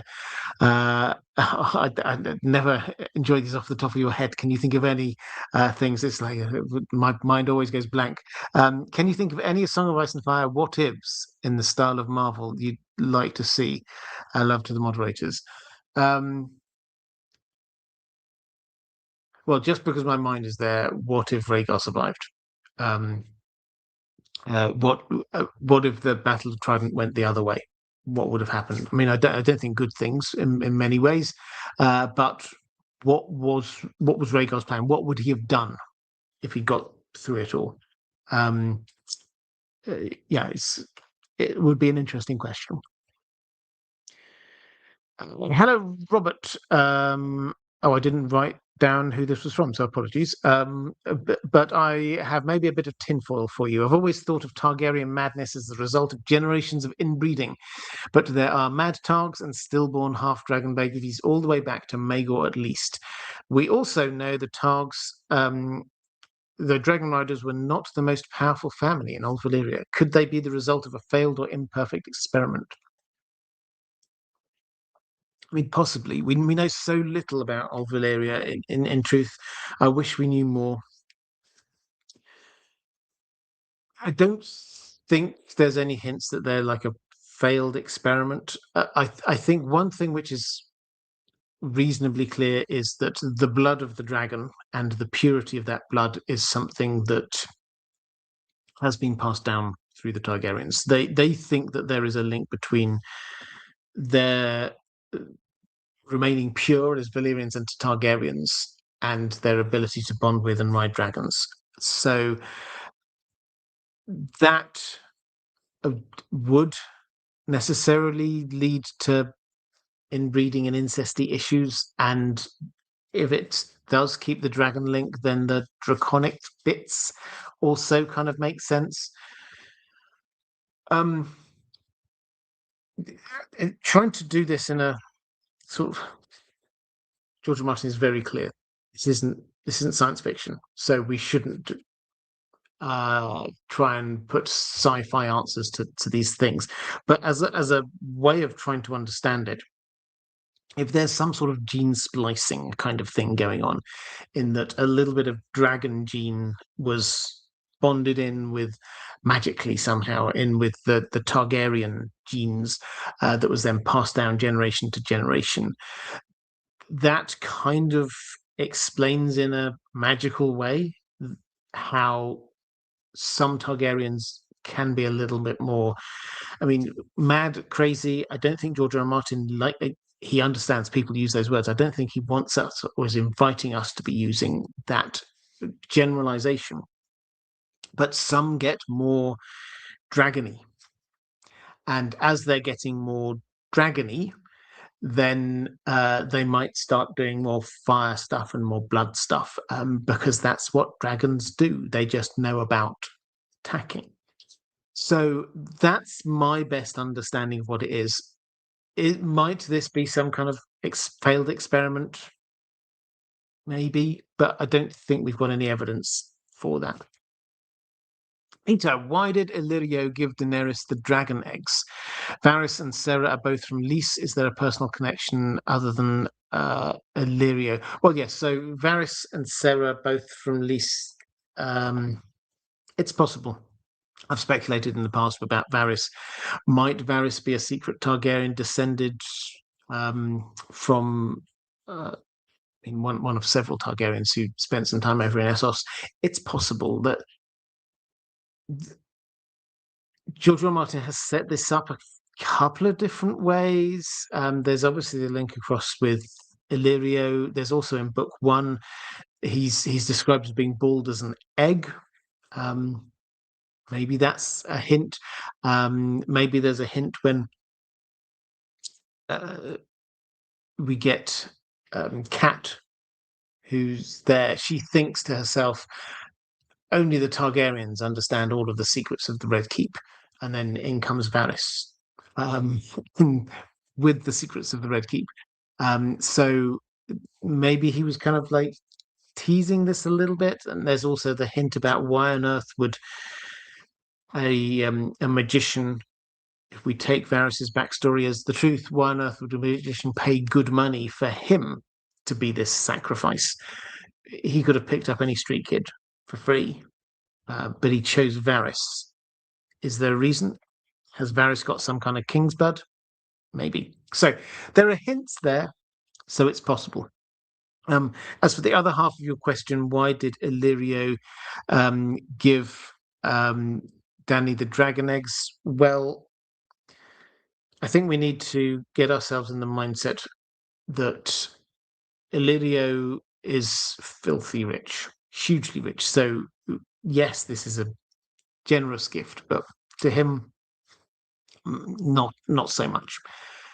And then we also have to get clear in our heads that nobody thought these were going to turn into dragons. These are symbolic things that he's passing on to Dany. Why is he passing these on to Dany? Well, the plan, as we know, it has evolved a few times, but it is to get young Griff onto the throne and probably married to Dany.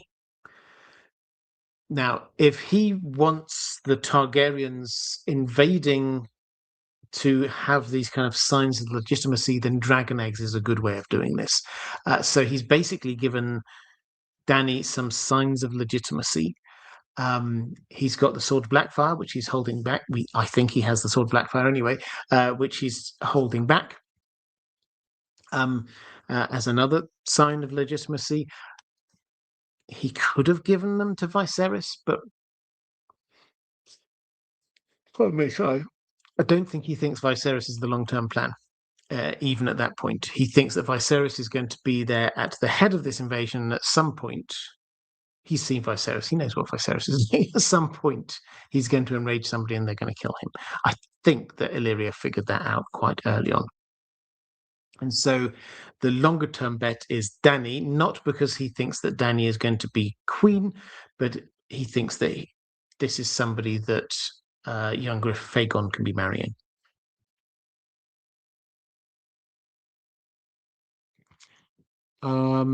Okay, let's go to some questions about House of the Dragon.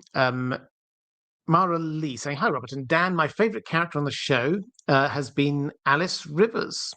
We have one more episode to go and one more season. How do you see her role play out in general on the show? As a Green Seer, she reminds me of Bloodraven. And what role is she going to be playing regarding the Iron Throne, who's sitting on it, etc.? And could you also compare and contrast her role in the show versus the books?" Okay, so there's a lot in there. So Alice Rivers, I think she in the show, I really like what they've done with her. In the books, it's very clear, and they've added to this on the show, that she's not just a Green Seer. In fact, there's not much of this kind of Green Seer stuff in the books. They've really played this up. Her connection with the Green Men, we don't see that at all in the books. The Weirwood Tree, not really in the books. The types of magic she uses is incredibly varied. She sees things in the flames, but also things in the clouds. She seems to have a dragon, but also she seems to be able to kill people remotely from afar, making their heads explode. So there's lots of different types of magic she seems to be able to do, which I think means she's not just a classic Green Seer. What her role is on the show versus in the books. I mean, one thing I kind of like in the show is they've taken this idea that she is then not just for Harrenhal. She doesn't just want Harrenhal. Because last episode, maybe the episode before, I can't remember, Aemond points out to her quite rightly that there's a price on Aemond's head. She could kill him and get Harrenhal. Rhaenyra said anyone who can kill Aemond gets Harrenhal. And she didn't. She was nursing him back to health. She could have killed him. So she doesn't just want Harrenhal. She clearly wants something more. And the something more seems to be have a dragon and rule with a dragon lord. And from Harrenhal, and perhaps here help with the Weirwood tree reclaiming this place. So it seems quite a complex thing that she's after. In the books, she does kind of emerge sort of victorious out of this in her own small world. She is the Lady of Harrenhal at the end of all of this, and probably for about a quarter of a century, she's there. This is one of the big plot threads that is left unresolved at the end of Fire and Blood Part 1 that will have to be picked up again in Fire and Blood Part 2. So yeah, I really like her. I like the link across to the Weirwoods and Harrenhal. That there's a reason why she wants Harrenhal. It's not just she wants power, but there's a reason why she wants Harrenhal. Morally also asking when I think we will see the dragon battle above the God's Eye Lake. Next episode or in season 4? I think almost certainly season 4. They've got a lot to fit into the last episode. They've got a lot to fit into season 4.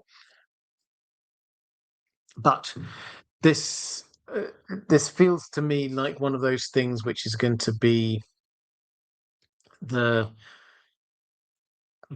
culmination of episode 6 or 7, probably. They will need to end the show. The show that they have framed so much around Alicent and Rhaenyra, they have to reach a dramatic conclusion between those two. But the Daemon Aemond thing has also been rumbling along. I think that they want to keep that going for as long as they can. So yes, at some point in season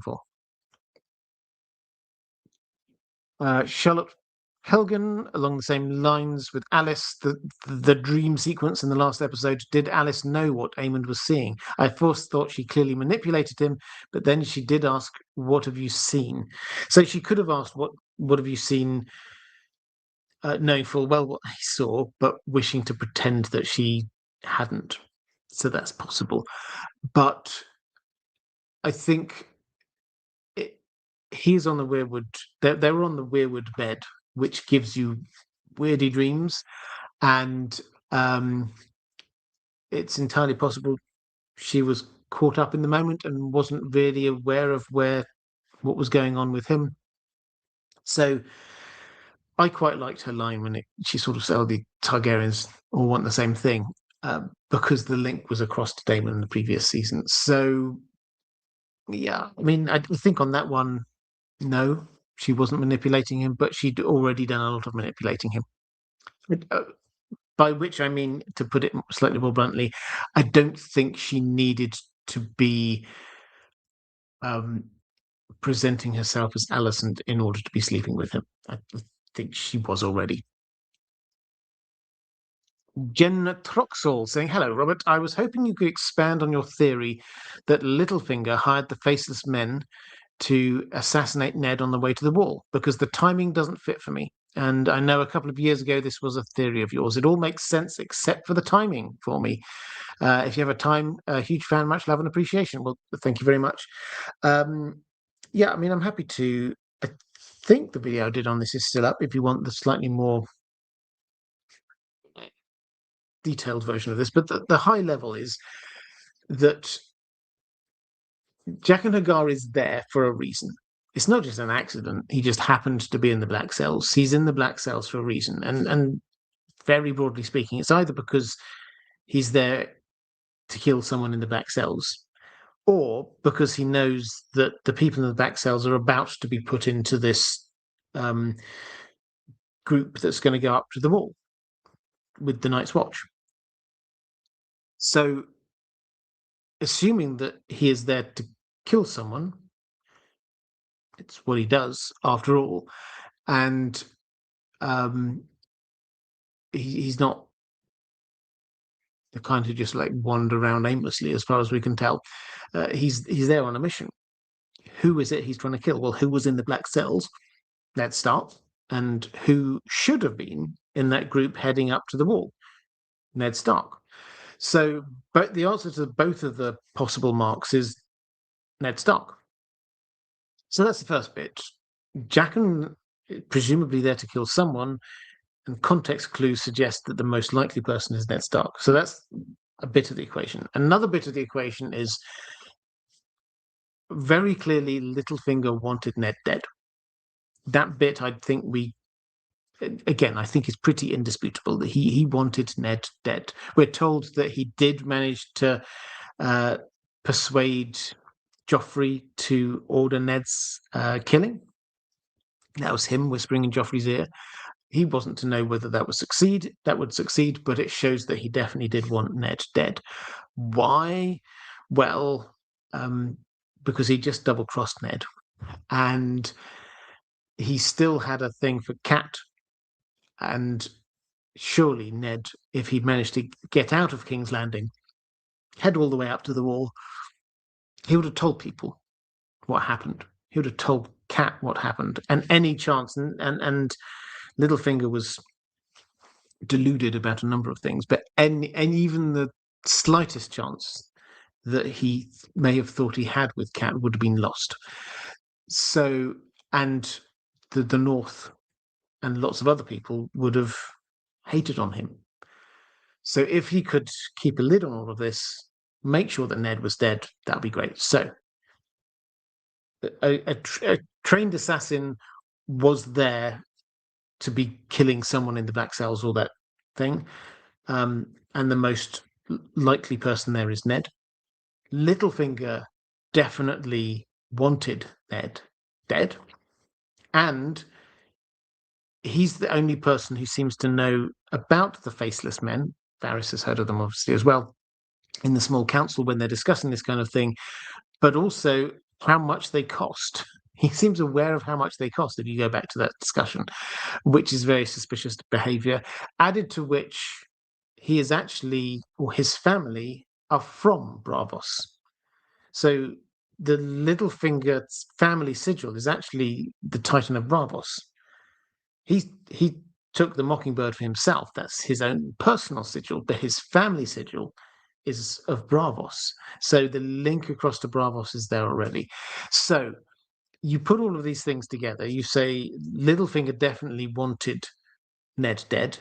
He has the money to do it. He knows about them, how much it costs to do it. A Faceless Man is there, and where they are is exactly where Ned is. All of that kind of adds up. Motive, means, and opportunity. That it's Littlefinger. So that's how that works. It's not watertight, but I hold that up and say, well, I can't find a better explanation for why Jaqen H'ghar was there. This works on every level. If there's a better answer somewhere that works on even more levels, then I'll happily switch my mind to that. But if Littlefinger thought there was the slightest chance that Ned would not have been executed, and he couldn't control Joffrey, he might not have known what would have happened then. If he thought there was the slightest chance that was going to happen, then yes, I do think that he would have hired an assassin, and he would have hired the best that there was. Right, a question from Sebastian Holder. How did Bloodraven reach Bran with the wall barrier? So with through the Green Dreams? Well, the working assumption we have is that the Green Dreams don't go through the air. They are connected up by the Weirwood network, which runs through the roots. The Weirwood network is all connected through roots. This is why they can't grow in certain places, like at the top of the Eyrie, because the roots can't burrow through all of that stone. But the roots go under the wall, and therefore the magical barrier doesn't impact on them. Okay, let's go to Sydney Rose saying, "Hello, Maester Robert and darling Dan. Hello. I recently heard a commentator say that House of the Dragon has ceased to be a Song of Ice and Fire story. They argued that while it is inspired by the Dance of the Dragons and takes a lot of heavy inspiration from some of the deeper lore in the expanded world universe, it is not necessarily in alignment with the larger narrative and key themes. However, outside of the Knight of the Seven Kingdoms, this is the first adaptation that I think isn't embarrassed about the magic mysteries or more pointed politics that George R. R. Martin has woven into his stories of war, feudal empire, etc. Toxic butterflies aside, what are your thoughts? Is this a Song of Ice and Fire story, even if it's straying far from the source material? Well, the way George R. R. Martin put it in those blog posts which came down,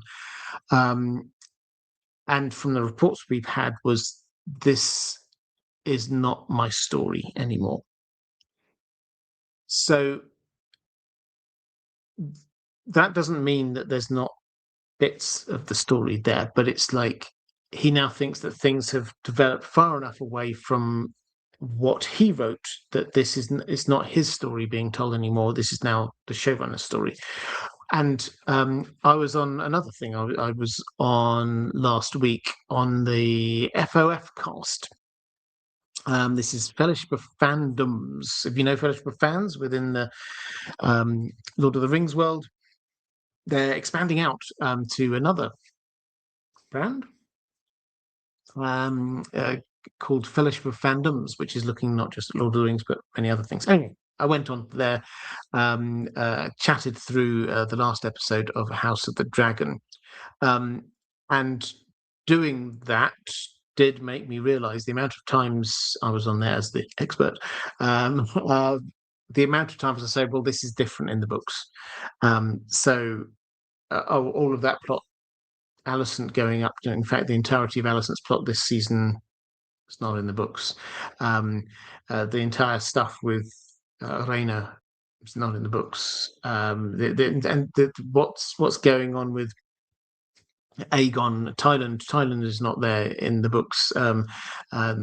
Aegon, this doesn't happen. He doesn't meet Sunfirehair in the books, and it's just like, actually, there are huge differences now. Things have moved in so many different directions. Now, to my mind, just as a viewer, I think it's working within the parameters of this is a story or a telling of the Dance of the Dragons. It is not one of the narratives that we get in Fire and Blood. I'm enjoying it. So is it in a Song of Ice and Fire story? I would go back to an interview that George R. R. Martin gave, I don't know when this was, 3 or 4 years ago, with History of Westeros, and he was very clear in that. I thought it was an excellent interview, and he was very clear in his mind then. Things may well have shifted. In his mind then, there were 2 canons. There's book canon, and then there's show canon. At that time, he thought that his role was to make sure that show canon was as close as possible to book canon, and also that they it was internally consistent. So I don't think he thinks that that's his role anymore. Certainly for House of the Dragon, he's taken a massive step back on House of the Dragon. But I think that what I would say is this isn't a Song of Ice and Fire story. This is a Game of Thrones TV show world story. And if we think of it as that, and that's different in the same way that Game of Thrones towards the end is different from the books, that's the same kind of feel that we've got going on. I would say that the biggest kind of overarching thing here we will come back to is that they set this up at the very beginning, and I think this is going to go to the very end.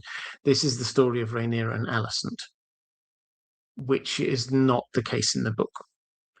Yes, the Rhaenyra and Alicent rivalry was very important in the build-up to this, but by the time we get into the war, Alicent, from effectively the start of this season, she doesn't move, she doesn't really do huge amounts. She said her piece, and then she just stays in her room and gradually gets more and more hurt and bitter and sad and many other bad things. Right. Question from Lady Vaughan-Strauss. Greetings, Robert. I hope all has been well. It has. I'm rather curious to know why we're meant to call that wild dragon with Raina Sheep Stealer when it's clearly the cannibal. I feel like I'm being gaslit, especially as it's actively attempting to eat smaller, younger dragons while they're shouting Sheep Stealer at it. It is the only dragon they have not matched to the descriptions and behaviours described by Martin. I'm sure they thought they were being clever by having the Lady of the Vale spout a line about living amongst nettles and sheep, but I felt it was more of a rude gesture towards the fans rather than a wink. Otherwise, I'm quite enjoying the show. And thank you for using my art in the Alice Rivers video. You're very welcome. Thank you for doing fantastic art. So is what I decided to do in answer to this was, rather than me sort of give my take initially, this is what it says in Fire and Blood as a description of Sheep Stealer. This is, I've not sort of cherry picked it. This is basically it. This is what we get.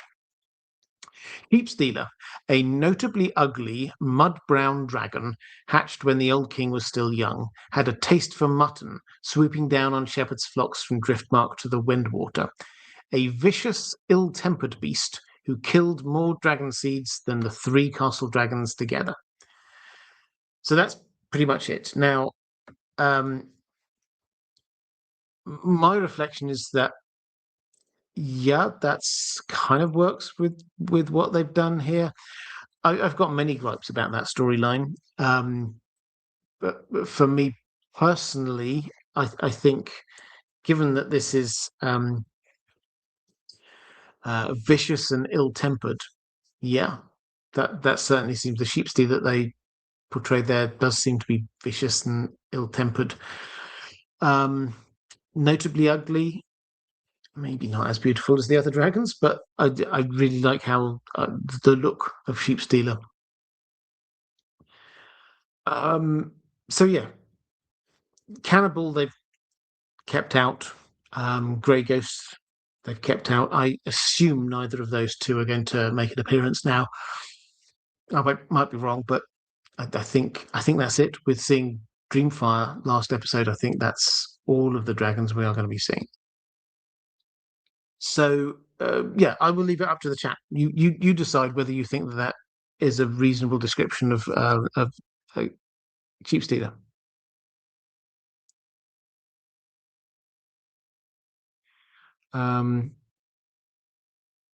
Let's go to we've got some questions now about Lord of the Rings and Rings of Power. Rana Ben Mitra saying Sauron and the Balrog whispering sweet nothings to each other in Simon Pegg's voice. Please share with us your thoughts on this. My honest opinion is that I'm open to seeing a Balrog on screen doing something apart from swinging that whip. I know it shouldn't even be there in the first place, but if their conversation has a top-level references to the Einarlindale and Aula without breaking the lore details, I wouldn't mind seeing 2 Maiar spirits chilling, conversing about Morgoth and Aula. Okay, I don't think they're going to be chilling, conversing about Morgoth and Aula.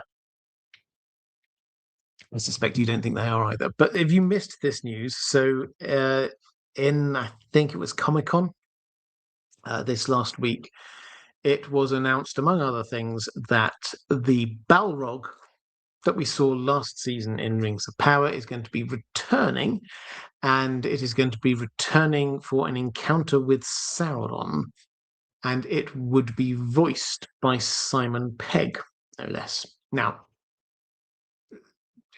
saying once and then leaving aside, I am very, very open to be persuaded otherwise, but I have to admit, I never thought to myself, what does a Balrog sound like? I bet it sounds like Simon Pegg. So I'm sure he'll do an excellent job, but I will admit that the voice actor was a surprise to me. So what do I think? Well, yes, the Balrog should not be here now. It should be awoken in the Third Age, not the Second Age. Sauron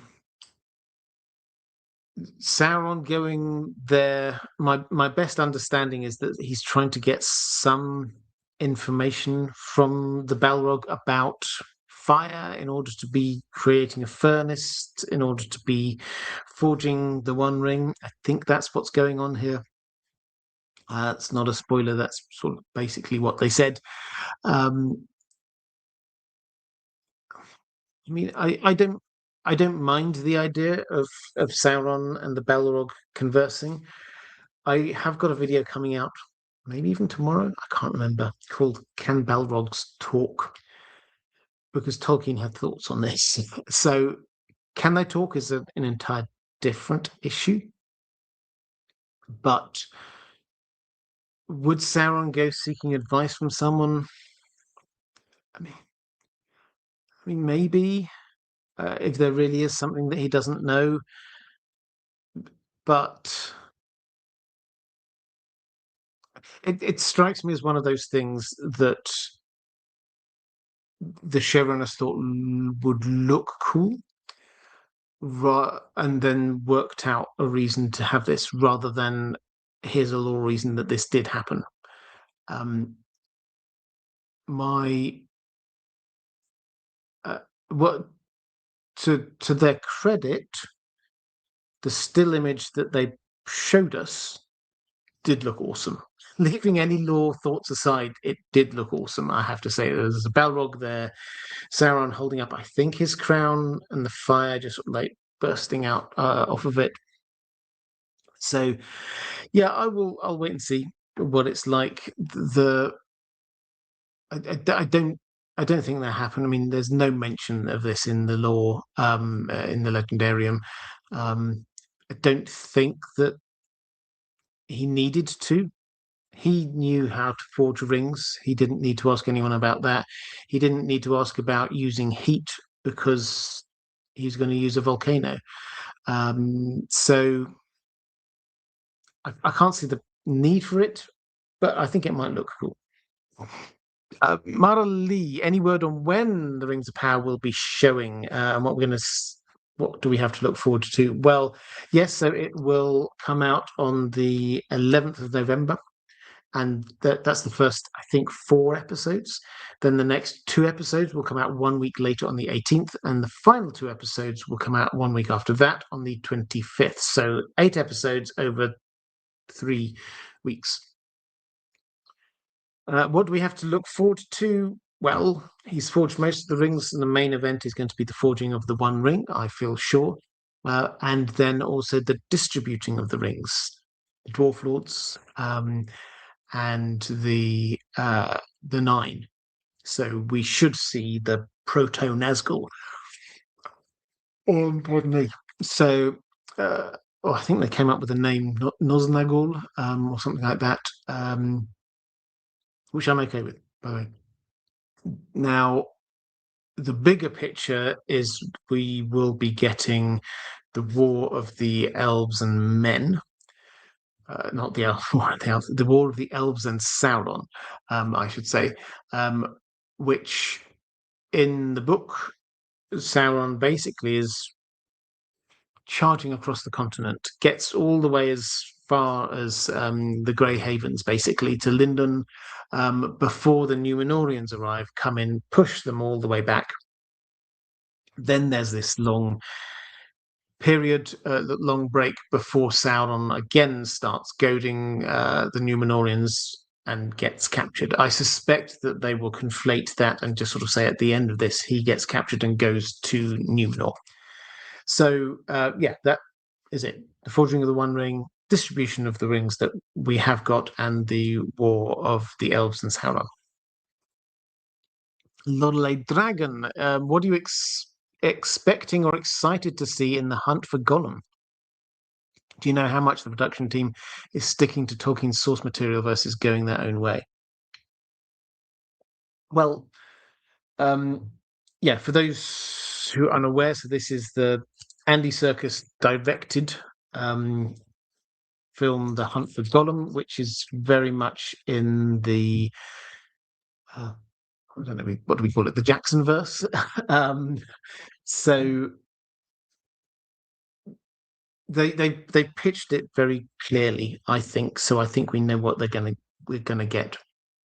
This is not just the hunt for Gollum, the literal hunt for Gollum when Gandalf and Aragorn search for Gollum. This is also a character study of Gollum, or perhaps more precisely of Smeagol. What was he like? What the hunt for Gollum is clever wordplay. It doesn't just mean a physical hunt for him; it's a hunt for who he is.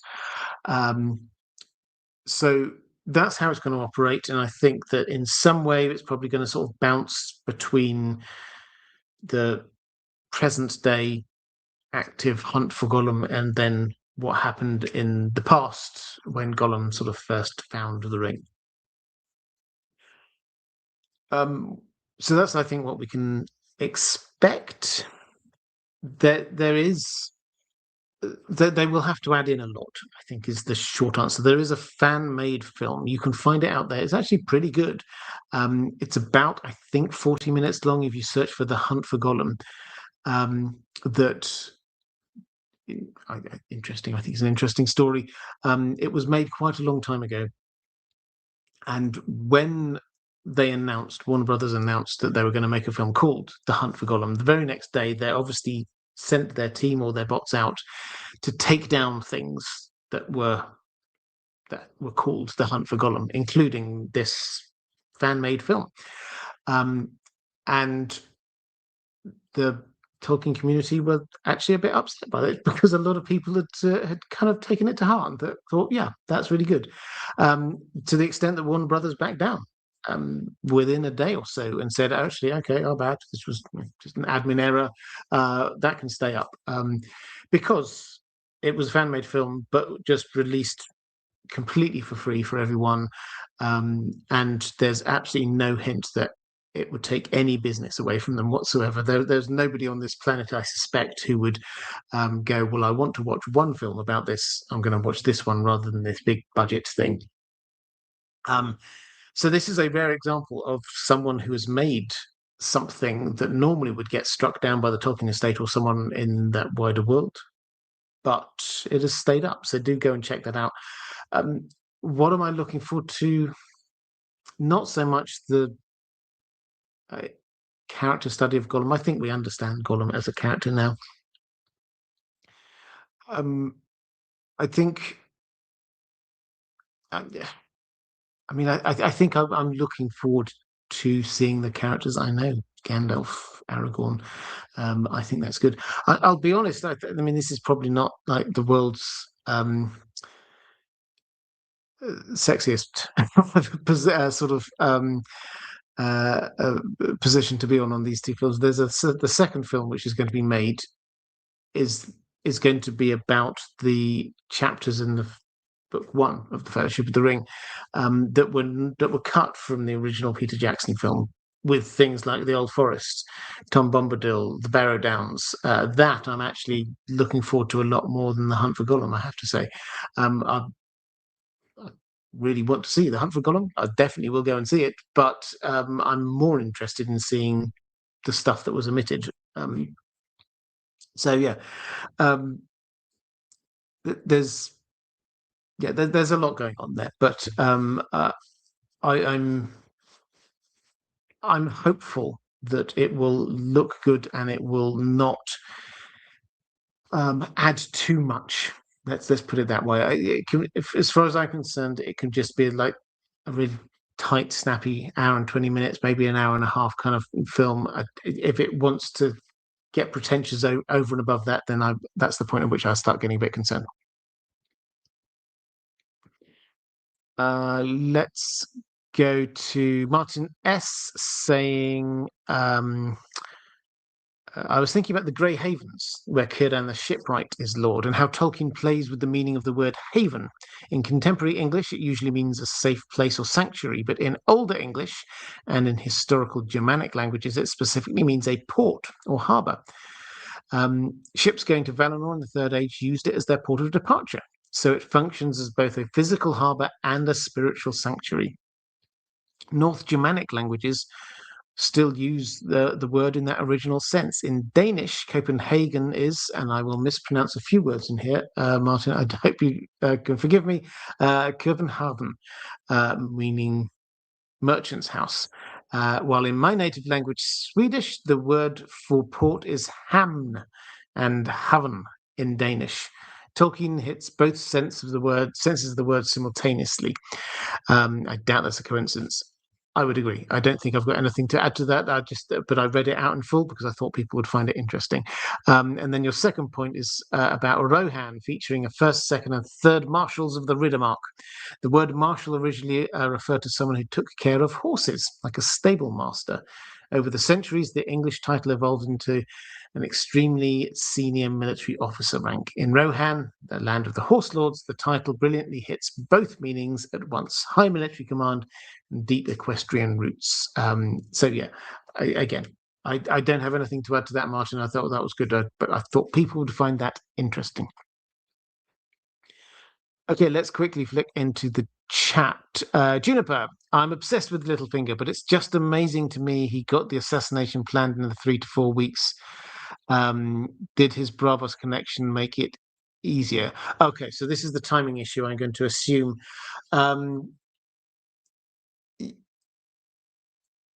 Yes, his Bravos connection would have made it easier. So we don't know. I mean, this doesn't bother me hugely. I can understand why.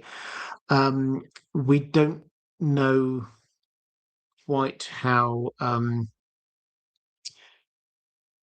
sort of efficient his means of communication with Bravos might be. But if he could send the equivalent of a raven over there that could get there in a couple of days, and if he had some money in Bravos already he could pay them with, and then they could send somebody straight down from Bravos to King's Landing, I think that works. So yeah, I mean, I'm not personally, I'm not the timing thing doesn't really bother me that much. Maybe Jaqen was already in Westeros. For all we know, he is their Westeros guy. We've only ever seen him in Westeros. He appears in on the TV show. He appears back in Bravos, but in the books, no. It's the kindly man in Bravos. Jaqen appears to be over in Westeros.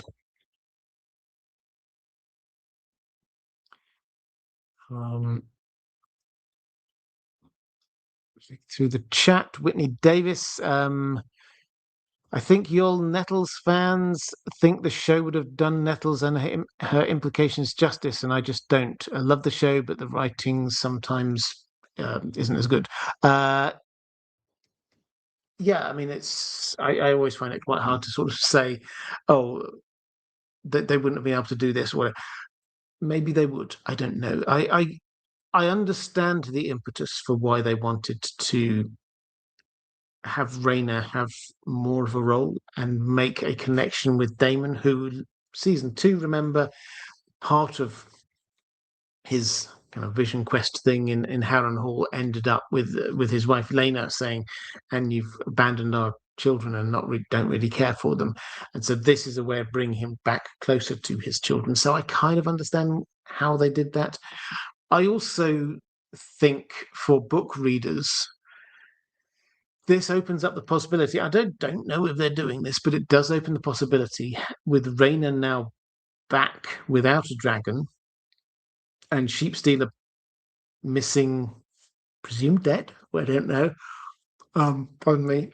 Then this does open up the possibility that maybe she will hatch Morning, which is basically what happened in the books. And Morning is very important as a dragon. So I'm kind of heartened by the possibility that that's now back on the table. Whether they would have done justice to Nettles, I guess we'll never know. Yeah, I'll give them the benefit of the doubt that maybe they would, but I don't think we know.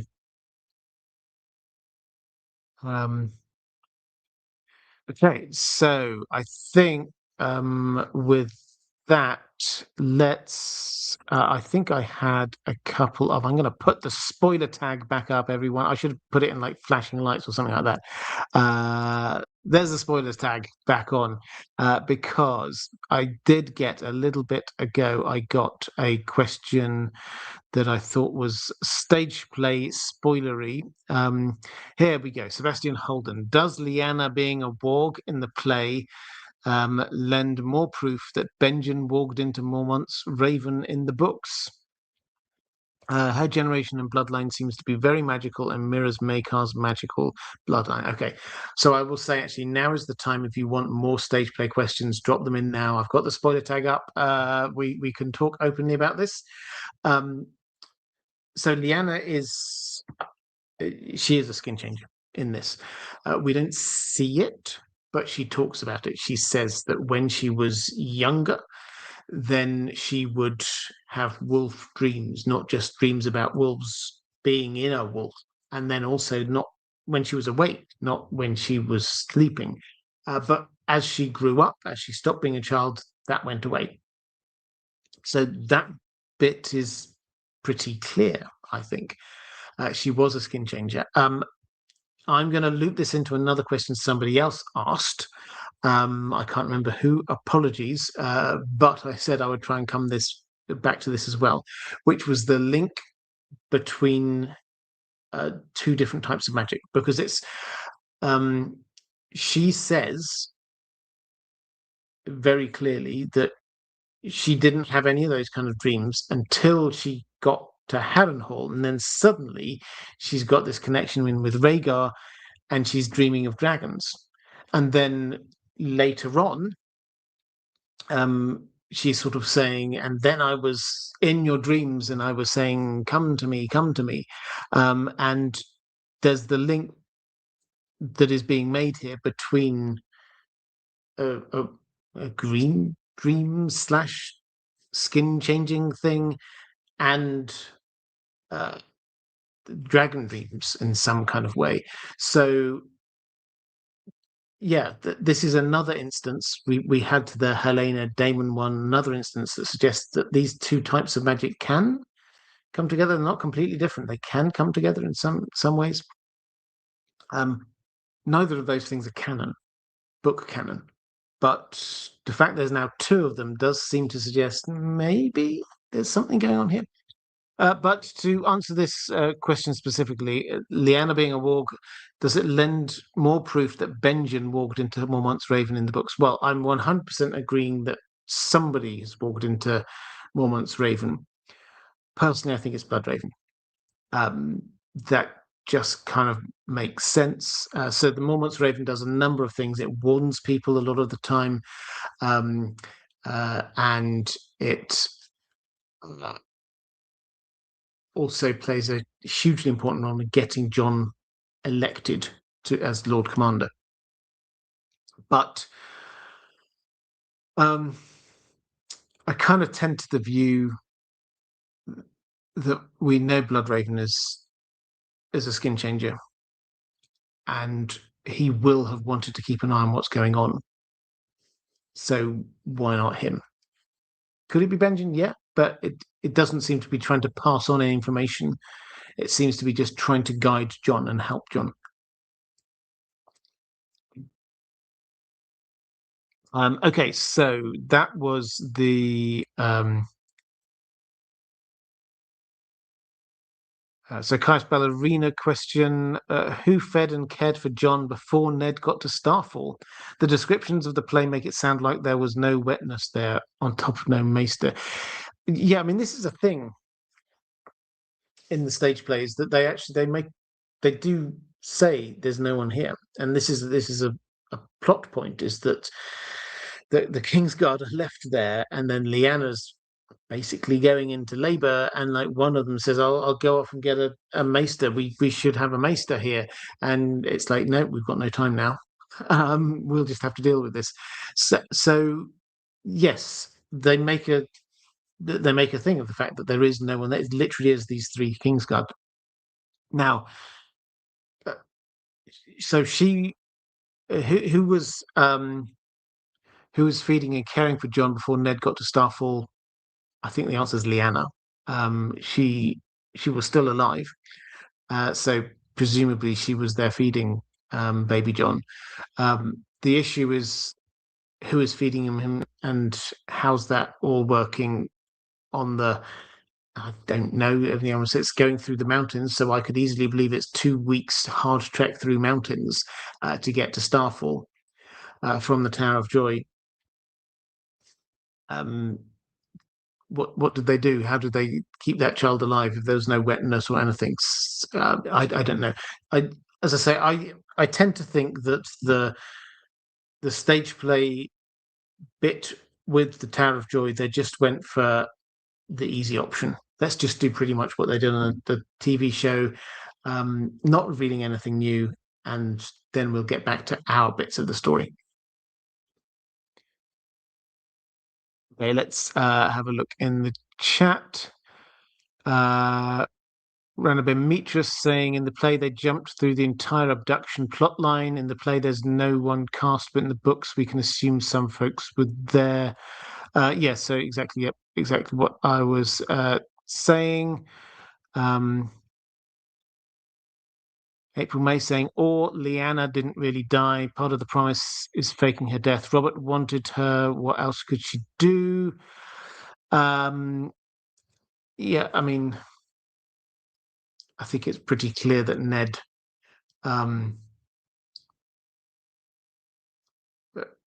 thinks she's dead. I think that's pretty clear.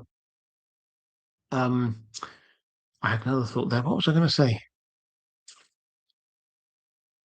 I can't remember. It'll come back to me.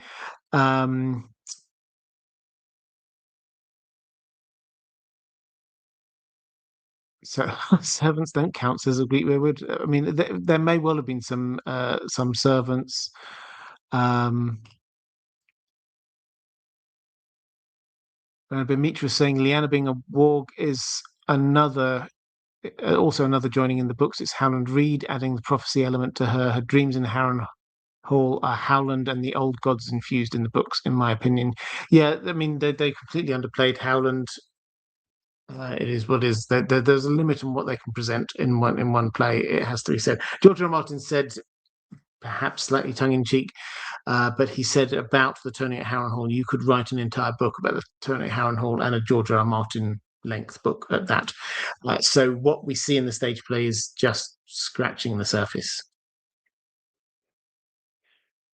What does the weirwood face look like in the play? Oh, so yeah, they make a thing out of this as well. So we see two weirwoods. The weirwood in Harrenhal is grumpy, angry, and they made a point, incidentally, of making sure that there are slash marks on it, because in the Dance of the Dragons, Daemon is there slashing at the tree once every day while he was waiting for Aemond.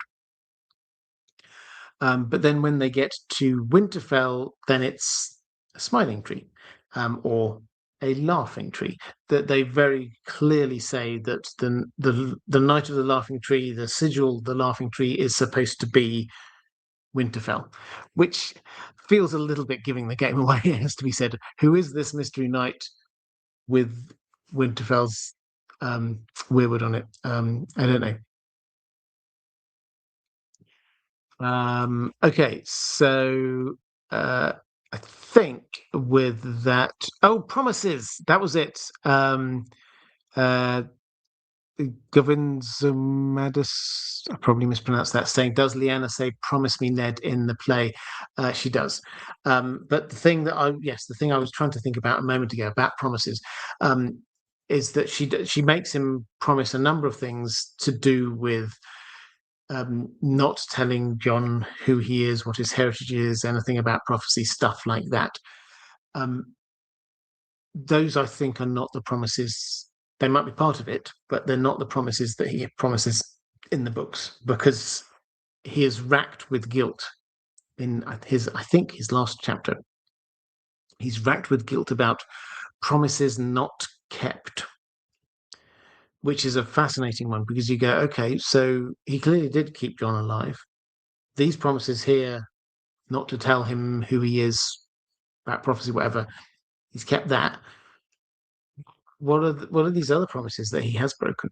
So we'll have to see. I wonder whether, I mean, so the whole don't tell him who he is, or prophecy, anything like that, is it very much about Lyanna's arc in the book. So that makes complete sense within, sorry, in the book, in the stage play. That makes complete sense in that context. If you take that out, then you can say, okay, well, maybe she actually made Ned promise not to tell John anything until he's of a certain age, or until Robert's dead, or something along those lines, which would then mean that Ned is feeling bad because John will now never know, and she promised to say. Okay. I think with that, let's see. Can I take the spoilers off again now? Let's take the spoilers off again now. So with that, let's start to think, what are we going to do next week? At some point soon, patrons, I'm very aware that I asked you for questions a couple of weeks ago about the Brotherhood Without Banners, and then you've not seen the pre-recorded live stream for that. That will go up at some point soon in the next couple of weeks. So if you sent questions, thank you. I've not forgotten. That will appear. But as of next week, we will get back into the pattern of doing deep dives into specific issues. So I haven't decided exactly what the ones we're going to do over the next few weeks are, and then we'll do a Lord of the Rings one at some point soon too, I suspect. But yeah, that is about that. Let me do a few more quick thank yous back to patrons. Thank you. I hugely appreciate your support. Moderators, you are amazing. If you are there in the chat live, please do show the moderators a little bit of love. I will be back same time next week with another live stream. Until then, videos on the main channel.